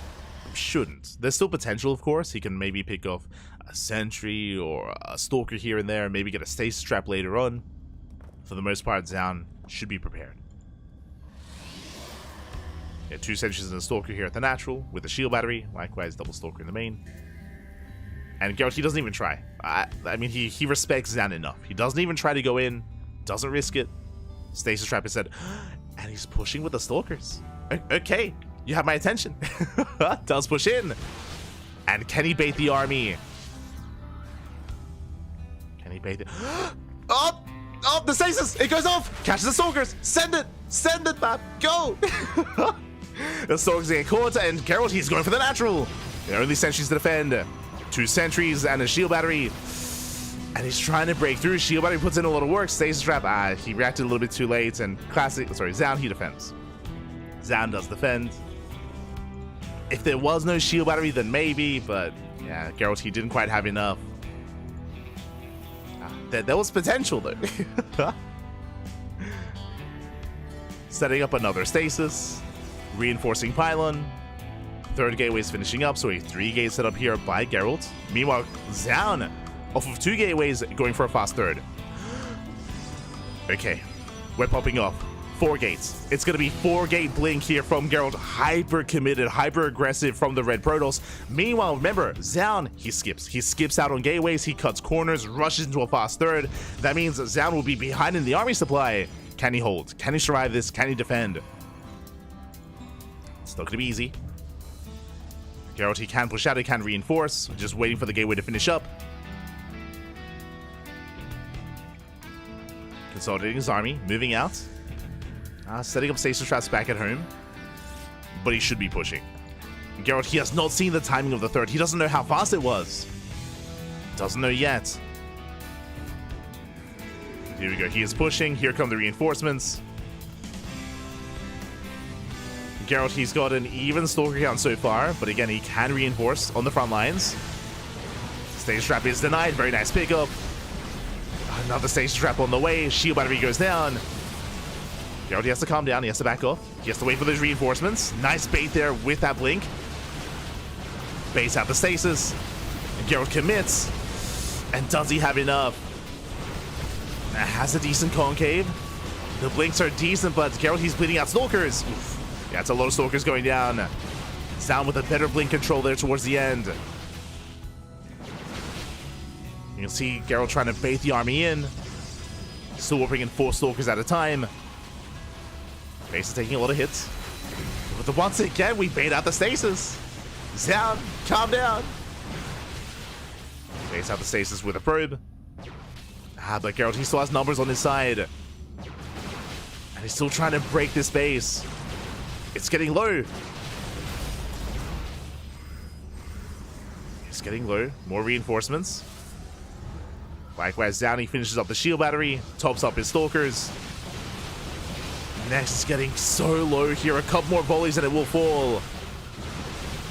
But Geralt, he doesn't get it. Downey holds. Yeah, he does hold on.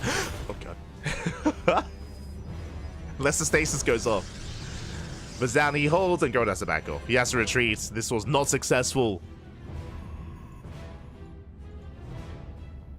And Downey collapses on the army, picks off the Oracle, takes out more soldiers. The stasis! Oh my god!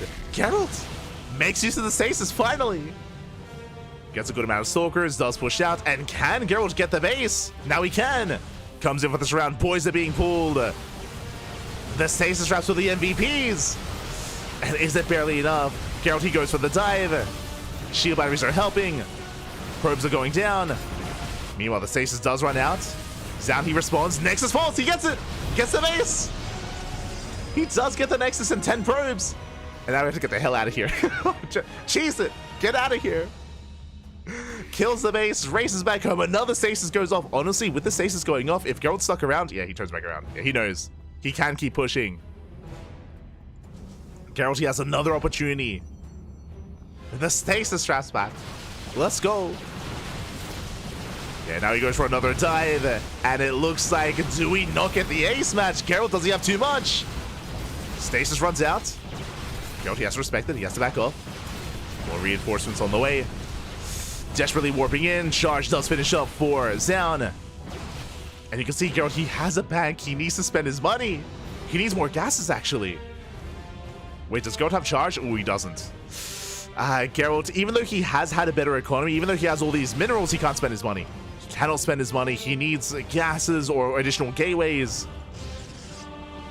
Like, Geralt, his macro is slipping.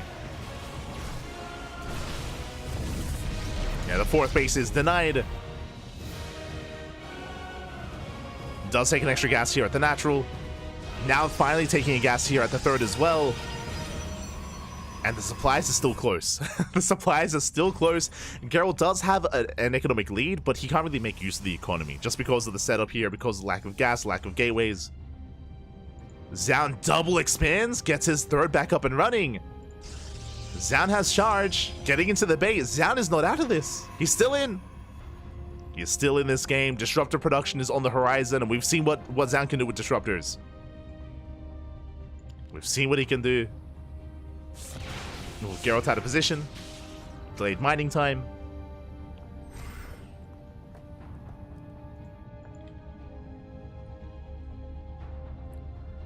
Again, amidst all that chaos, if Geralt had gone for extra gases, if he had thrown down extra gateways as well in the middle of the push, in the middle of the aggression, I do think he would have had enough. I do think he would have won this game. But I mean, now Zaun stabilizing, gets away with the double expand. He's catching up in supply. First disruptors on the way.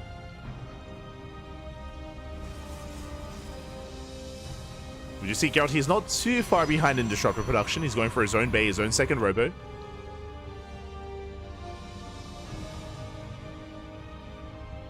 Oh! Oh my god.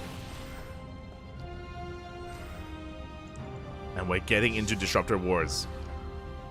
And again, like the lead that Geralt once had in this game, he still has a worker lead, true. But the advantage isn't as large as it once was. That's what I will say. So Zan is stabilizing. Throwing down more shield batteries, more cannons. I mean, shout out to Zan. Grace under pressure. He was almost dead. It was almost over then and there. Things were not looking good.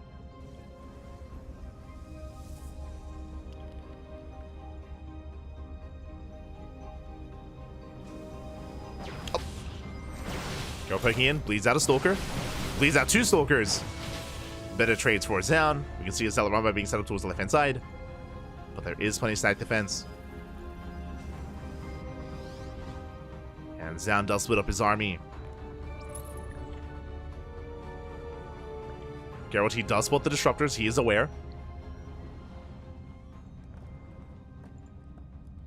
Does rotate towards the south. Runs into... There's some spotter units. A probe and a zealot. Zealots, the run-by runs into the other army. Zan, for the first time in a long time, taking a supply lead. Meanwhile, Geralt, he's making 3 disruptors at a time. But they're still on their way. And now this all comes down to unit control. Comes down to purification novas, comes down to blinks, comes down to positional play as well. It's all about the unit control and the army movements. Map vision, map awareness.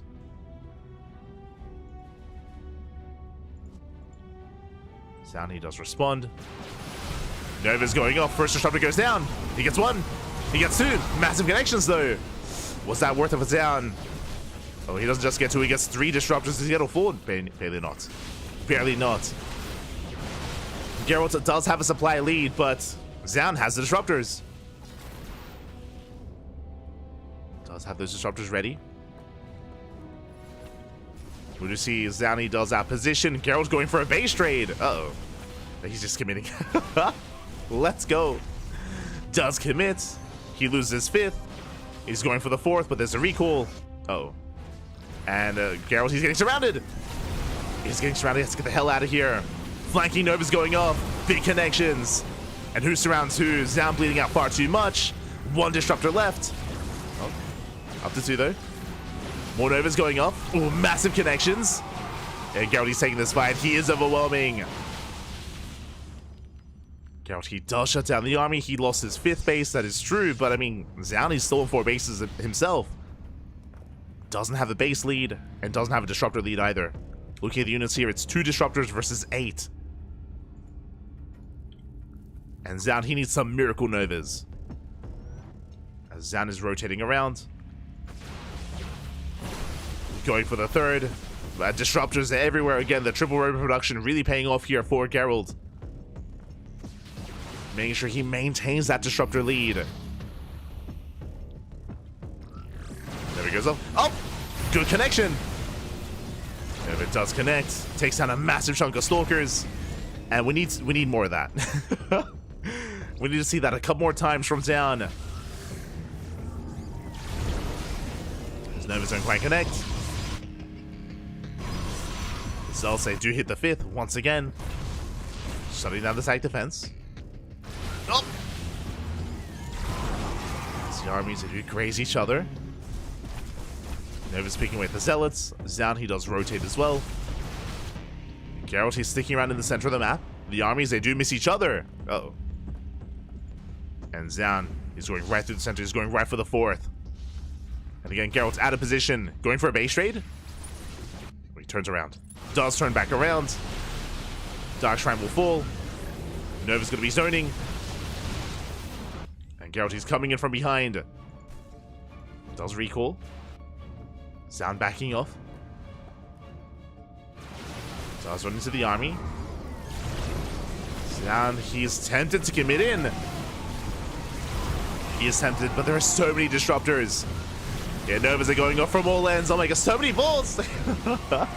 Zan, he goes for the dive, takes down a lot of... He takes down all the disruptors, oh my god! Takes them all down! The Novas were not good enough. The Novas there were not good enough. Geralt, he gets caught with his pants down. He plummets in supply. Zan, he's doing it! He's doing it, man! For a moment there, I thought he took some Novas to the face, but no, he did avoid them. Did avoid them, did blink in. Going for the kill, and Geralt, he had a lead. He was in a good position. But as you mentioned, it came down to the army movement, to the army control. Zaun goes right through the center, going for the kill. And has Zaun done it? We have reinforcing disruptors. They're getting picked off one after the other. Zaun came with the production. He's on top of the Robos. Novas, they connect in favor of Zaun. And it looks like he's done it. Yeah, depowers Robos. Getting into the mineral line. Geralt, he had a lead. He was there. Almost. Casito, papi, casito. But not quite. 51 probes falling. And GG, Zaun, he will take the game, and we are going to the ace match. Let's go. GG. Again, Zaun, he ran into mainly like a purely disruptor army. Like there were a lot of disruptors for Geralt, that is true, but they were on their own. They were on their own, they were exposed, and it was just a really awkward fight there for Geralt. He lost every single disruptor out in the open. He was out of position. He needed support for his army. He needed some kind of buffer. It wasn't there. It was not there. GG, well played. Zaun, he takes a fight and he wins it from there. In a longer economic game, he was being outscaled, but again, Zaun, he found a way. Did find a way, and now we're going all the way to game 5. Let's go.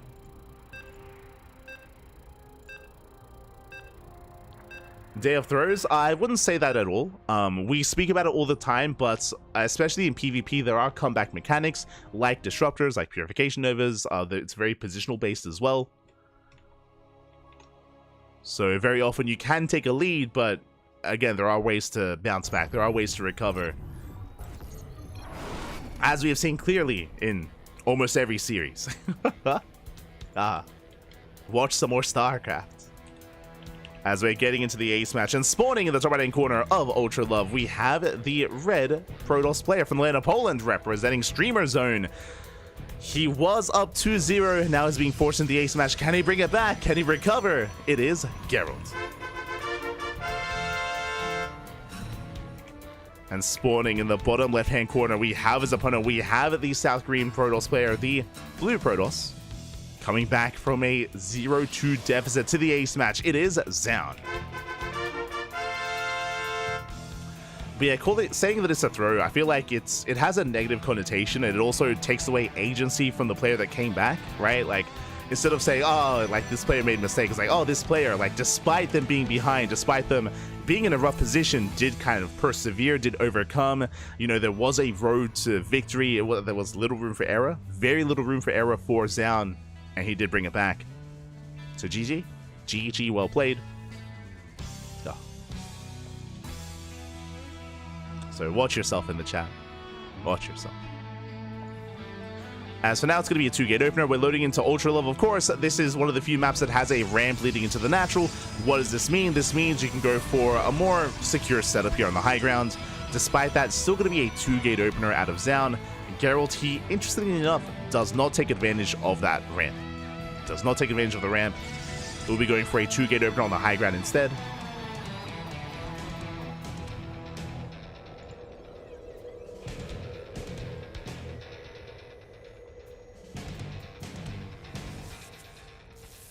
And we'll see if either player commits to anything aggressive.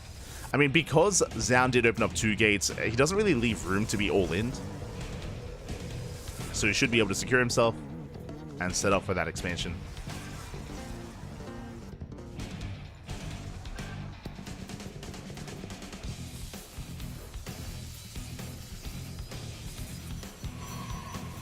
Yeah, for sure he did work, for sure.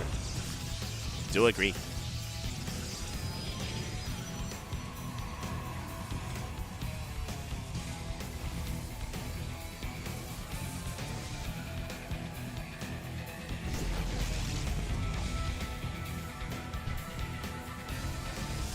As we do see Zaun getting across the map, will pylon block the expansion, will delay the natural. Meanwhile, Geralt getting into the main. Wait, was that scouted? It was. Geralt trying to be cheeky, forced to cancel the pylon, trying to get away with an in-base pylon, but alas, is denied. Geralt trying to be cheeky because of the pylon block. Geralt forced to go for tech first. Is going to be a Twilight Council before Nexus. So Geralt will have faster blink, meanwhile Zan will have a faster economy with that faster Nexus. So we have a bit of a give and take here. Slightly better economy for one, and slightly faster blink for the other. As Hallucination does get into the main, gets a full scout, does confirm the Twilight Council follow-up, confirms that there is no Robo or Stargate, for example. So Geralt does confirm.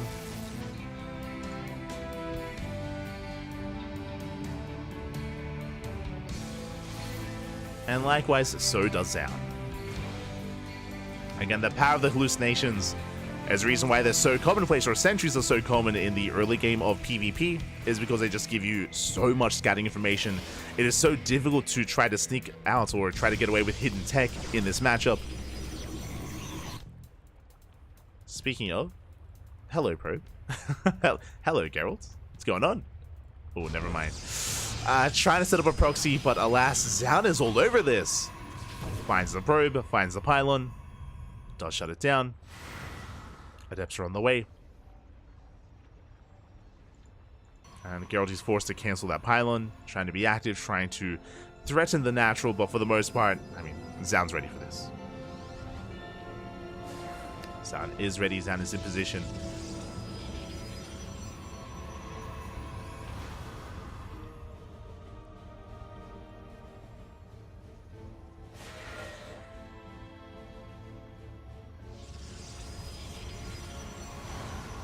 So far as keeping up, Zan, interesting. Zan is going to be the one being a little bit more quirky this time. He's going for a Dark Shrine. Okay, bold move here out of Zan, rushing into DTs. Adepts have yet to break into the main, and Geralt, he does delay his Robo. He's going for a third base before Robo, but the Robo is still on the way, so Geralt, he will have detection. The game will not just end from the Invisible Man. Geralt is playing safe. He has map control, of course, as well, so it does have the faster third. We'll see what Zan can accomplish here.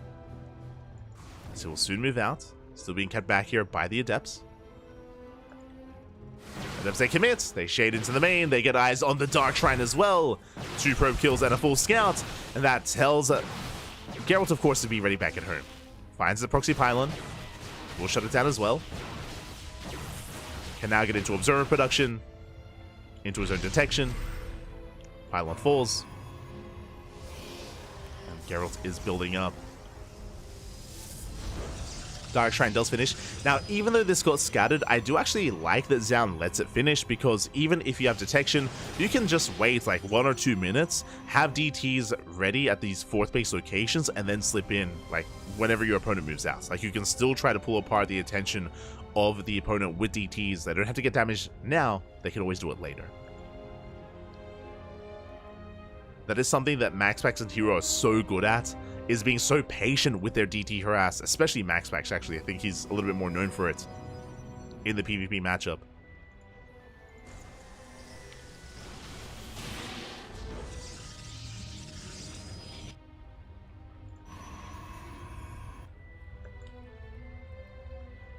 So you have Zan being active, rotating towards the southern side. Dark Shrine on the way for Geralt.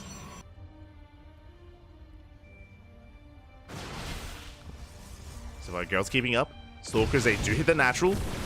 Boys are being pulled, Immortals in position, but that's going to be 3 probe kills. Not bad. 3 probes do go down. Defensive warping into the main, but we're getting even more. 4 probes for 2 Stalkers. With that, Zan does take a worker lead. Going into a gateway explosion. That's a lot of gateways. The Bay is on the way. Now working towards Disruptor production. So basically, Zan is showing us that he's taking into a longer game state, into the mid-game. Most likely won't move out without disruptors. Yeah, knocking down the rocks, he's trying to turtle up. Zan is being the defender here. Gets one of the sentries. Ooh, force fields don't quite catch the army. Geralt's being active. Has yet to take up into either Archons or disruptors. Not yet.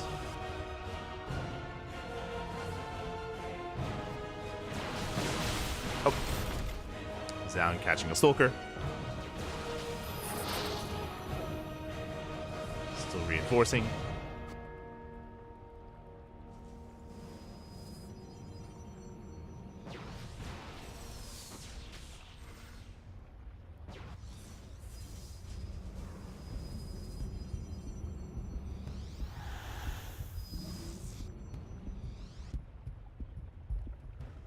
Does reinforce. We do have a Classic taking a 4th base towards the right hand side. So far unscouted.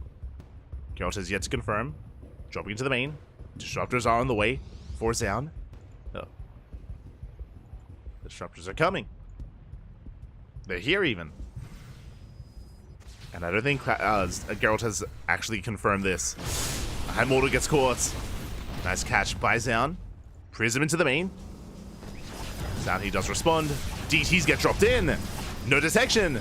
Not bad. At the same time, Geralt, he goes for the dive, goes for the 4th. Doesn't quite commit though. Isn't able to break in, but these ETs are wreaking havoc. Going for the Dark Shrine. Disruptors are spotted. They are confirmed. Up. Nova grazes the army. But these ETs are wreaking havoc. They depower the gateways. And Zaun, he's forced all in. He's going for a massive counterattack. He does have a large army. And does Geralt commit to the base trade? He is. Going for the 4th. Boys are pulled away. At the same time, Zaun, he goes for the 3rd. It's all or nothing here. Zaun does have a massive army. His army is actually larger than that of Geralt. But Zaun is supply blocked. He cannot reinforce. Geralt can warp in, but he has no disruptors. As Classic does push into the natural, likewise Geralt already in there. Does he save some probes? Do some of these workers get away? Can we get some buildings out on the map? Zaun has to start thinking about that. But now pushing further into the main. Denying +2. Bases are falling. Oh, and we do... Okay, he does escape. He does escape with 1 probe. He does have a Nexus out on the map. Bases are falling. Does Zaun have detection? He does. Okay, he does have observers. Does have one observer back at home. +2 is denied. But Geralt, he still has the economy, still has mining. Still has mining going on, but Geralt, he doesn't see the base. He doesn't find it. Doesn't know. The army races back. Zaun, he still has the disruptor. He's still got 1 disruptor with his army. He's going to be rotating around. In a head-on fight, because of the disruptor, I do kind of favor Zaun here. Instead, Geralt, he has mainly Zealot. He has mainly Zealot and DTs. True. Could DTs end the game? Okay, it's morphing in Archons. Yeah, he is aware of the Observer. He did see it. Geralt does have a mining base, but both players are supply blocked. They cannot reinforce. Nice force fields. And Geralt, he still has not found the expansion. He doesn't know. Doesn't know, fam. Where's the probe? Towards the south. I mean, Zaun has enough for more Nexus. He can throw down more Nexi. Meanwhile, is Zaun stuck in the main? Geralt, he has the concave. Oh yeah, he can't engage. Too many Zealots. Geralt, he has to retreat. Does find the expansion. Yeah, he fans out his Zealots. Oh, but this is the final mining base here of Geralt. He can't afford to lose it. Force a recall. Does recall back home. The Nova. Does it go up? Zaun, he's holding onto it. He's holding onto the Nova. Oh. He has potential. Nova goes off. Oh, doesn't connect. Zaun has to back off. Base is under fire. Zaun is on a bit of a timer, but he still has that probe, I believe. Yeah, still has the worker. Geralt setting up the concave. If it isn't for the disruptor, then Geralt, he can win this fight. He has a greater gateway army. Oh. Does engage. Geralt throwing down extra gateways. Still very tense. Nova goes off. Oh. Doesn't connect. Beats out a gateway. Observer goes down. Nexus under fire. You can see down here towards bottom right. Classic throwing down more buildings. And again, Classic, he can afford a Nexus. So I said Zaun. Zaun can afford a Nexus. Nope. Once again, no major connection. Nexus goes down. Zaun is about to be revealed.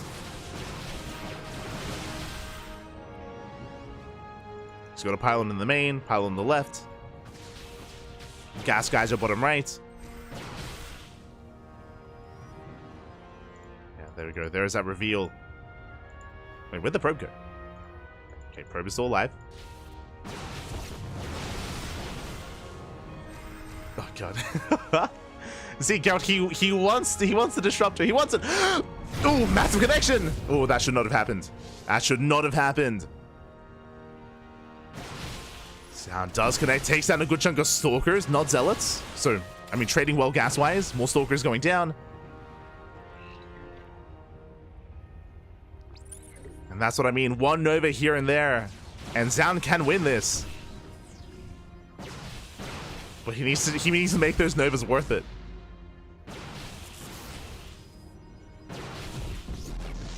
As more zealots are warping in.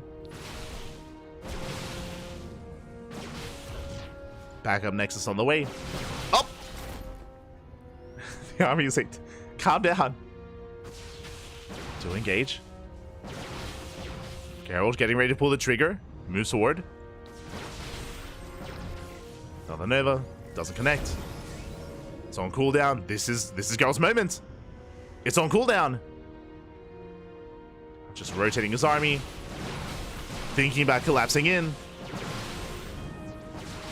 God, Zaun is being so careful with that Stalker micro. Geralt coming in from behind. He's setting up a surround. There we go. He's setting up a surround. Zaun does spot it. Locks down a couple of zealots. Geralt backs off. And picks up more zealots, and it looks like Zaun has to calm down. Pulling back.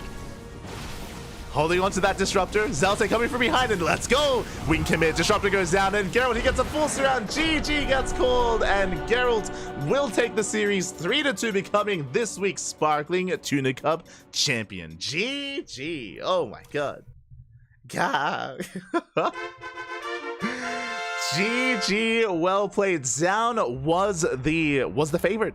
Zaun was the favorite player coming into this tournament. He was coming in as a heavy favorite, but this was a wild finals. Geralt, he started things off with a 2-0 lead, with a massive lead. It was insane, and very close games as well. Game 1 and Game 2 was still very close, very intense, very chaotic, and Geralt did find himself with a 2-0 advantage. Zaun brought it back in Game 3 and in Game 4, and even in Game 3 and Game 4, there were moments where Geralt was ahead, where Geralt, he had a massive advantage whether it came to his economy, when it came to his size of his army as well, when it comes to the disruptor count. Despite that, Zaun, he never gave up, he never relented. GG, well played. In the end, Geralt, he did persevere, he brought it back. Congratulations. Congratulations. Ay, ay, ay. GG. And with that, congratulations to Geralt, as a very, very intense finals does come out on top. And again, this is a Zaun that is in form, a Zaun that is very much so in form. Zaun, he has been taking, I mean, again, last week, who did Zaun beat? Who did everyone watch him beat in the Lima League? Clem. Zaun, he beat Clem in a best of 3, took down Bjorn, took down Hero, took down Nightmare. Like, Zaun, he has been taking some big names over the past couple of weeks. Zaun has been getting some big wins, big results. Despite that, Geralt, he's our tuna, papi. He's our tuna this week. GG. Congratulations. Congratulations, Geralt. Very, very well done. Was not an easy road for him. Not easy at all. Heading over here to our brackets. Exclamation mark B in the chat if you guys want to have a look back at yourselves. You can see here the run of Geralt. He took down Zaun, of course, in the finals 3-2. Took down Nikic 2-0. Had a much more dominant showing against Nikic. In the quarterfinals, Geralt did drop a map. He dropped a map to Hon Mono, and Hon Mono is an animal. There's a world out there. There is a world where Hon Mono takes the series instead. Hon Mono, he's known for all-ins against Protoss. He's a very, very hard player to play against. It's very risky as well, and, you know, Geralt did take it, but, I mean, hey, there's a world where maybe Hon Mono causes the upset and anything else occurs instead, and maybe Zaun wins it. Who knows? Regardless, congratulations. Congratulations to Geralt. GG, well played.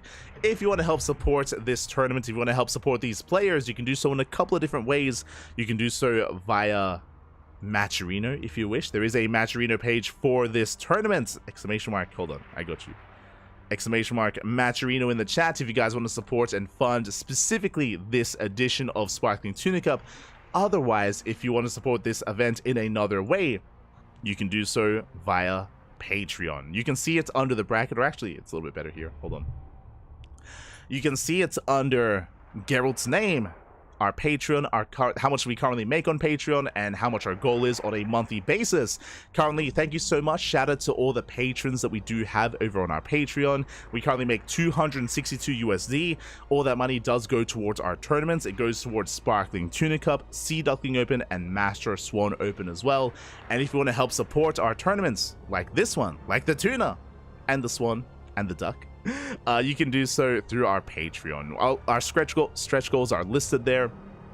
We do, if we do hit them, we can of course boost the prize pool even further, and ideally grow the event and grow the prize pool to give out winnings to top 4. Currently, our tournament is very top heavy. It's only top 2. Only top 2 do earn prize money for Sparkling Tuna Cup. I would love to have that grown to top 4 instead, to, you know, spread the love and support more players. We'll see if we can get there.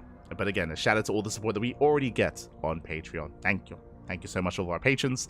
Again, you do gain benefits as well, like replay packs. For example, we do hand out a lot of replay packs as we cast a lot of StarCraft. We don't hand out replay packs of all events, just most events. There are some tournaments that we don't have permission. Some tournaments like the Wardy TV Monday or the KSL, we don't have permission to share those replays, but every other event, for the most part, we share them. We do share them, so you can get a plethora of replays. If you're interested in that sort of thing, they're there. Otherwise, thank you for the support. Thank you for the support regardless. And we'll see you guys next time. As a reminder, the Sparkling Tuna Cup is a weekly tournament, and it is at a nice time zone or time slot that allows Koreans and Europeans to face off. Unfortunately, it's a rough time for the Americas, so North America and Latin American players are a rare sight. It's not like they never show up. We've seen like Estrella going full degen and playing, or Trigger playing, or sometimes some Latin American players, but it's more of a rarer sight. It's not the norm, I should say. Not the norm. Just because it is, you know, very early. It's like 4 or 5 a.m. in the morning, depending on where you are. So it's very early in the morning in the Americas, so don't see as much representation, but a little bit more better for European and Korean players, or from players from Southeast Asia and rest of Asia as well. Meanwhile, when it comes to our next broadcast, I did kind of mention it just previously, Wardy TV Monday. Our next cast is tomorrow in 23 hours. In 23 hours time, we're going to be live on this channel with Wardy TV Monday number 10, I believe. I think it's number 10 on this channel. That is another Open Cup. And again, it's at a decent time slot. Wardy's event is a little bit later, so it's a little bit better for European players. So you get players like Clem, like Max Pax, for example, a little bit later for the Koreans. So, but they will still show up regardless. And yeah, it's typically where we see kind of the big hitters face off. You know, Max Pax, Clem, Showtime, alongside Bjorn, Dark, Solar, Shin, for example. So yeah, do tune in. Again, that's going to be in 23 hours time. We're going to be casting here on the CranKy Ducklings, and the day after that is going to be the Pigosaur Monday and Olima League. As a reminder, we are the official English casters for Olima League, but also reminding you, we do not cast Olima League on Twitch. Olima League, it is sponsored by Chijijik, which is a Korean streaming platform. It is like a competitor to Afrika TV, for example. So it's a Korean, it is sponsored by a Korean streaming platform, so we can only stream live on that platform, not on Twitch, but VODs are uploaded to YouTube. VODs, they are on YouTube. Actually, last week's Olima League VODs are already on YouTube. They were actually posted to YouTube as I was casting. Yeah. So they're on YouTube if you wish. If you want to follow us there on YouTube or Twitter or Facebook or Instagram or any other social media, you can do so via the links in the chat. ! Socials in the chat. We got links to everything. Again, Twitter, Facebook, Instagram, Mastodon, Blue Sky, YouTube, Discord, all things CranKy Ducklings. Do check it out. Again, do check out the VODs if you're interested. We do stream this event both on YouTube and Twitch at the same time. So plenty of content as we cast on a daily basis. Otherwise, thank you so much. Thank you so much for watching. Thanks so much for tuning in. Hope you all enjoyed yourselves.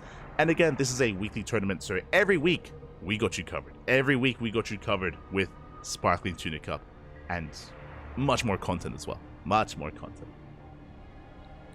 Otherwise, stick around. We're going to be giving another StarCraft streamer a raid. Who is live? Who is live at the moment? Who can we send everyone over to? I know Wardy is hosting a PTR tournament, but Wardy has plenty of viewers. Usually we try to give some love to some smaller streamers out there. So who's live at the moment? Gemini. Okay, Gemini is streaming. Quanta is streaming. Who else? Rex is casting Wardy's event. But we might send some love to Gemini, to GGE Mini. Just checking to see if anyone else is live. People that I'm not too familiar with. We'll give it to Gemini. Gemini. He's a good guy. He's a good guy. Does a lot for the Protoss scene in StarCraft. Does like Wall-Off guides and stuff like that. He's a big part of all things Protoss, the Reddit. So give him some support. In theme with the finals, with the PvP. In theme with the PvP finals. Give Gemini some love. Otherwise, thank you so much. Thank you so much for watching. Thank you so much for tuning in. We'll see you guys tomorrow for Wardy TV Monday, or the next time we see you. Again, we're live on a daily basis. Plenty of StarCraft. See you next time. Until then, hasta luego. Ciao, papi, ciao, hasta luego. I also stream on my personal channel, very quickly. I stream on my personal channel on light_VIP. I was going over Zombie Gob's interview earlier today, interview with CranKy. On stream if you're interested, the VOD is there. I'll be laddering tomorrow. I'll try to have a nice ladder session tomorrow, without being disrupted by the cast, hopefully, and we'll try to get our MMR back. I've been inactive. I just haven't had time to ladder. I haven't had time to stream. I will try to do so tomorrow. Otherwise, see you next time. Until then, ciao, ciao, hasta luego. See you next time.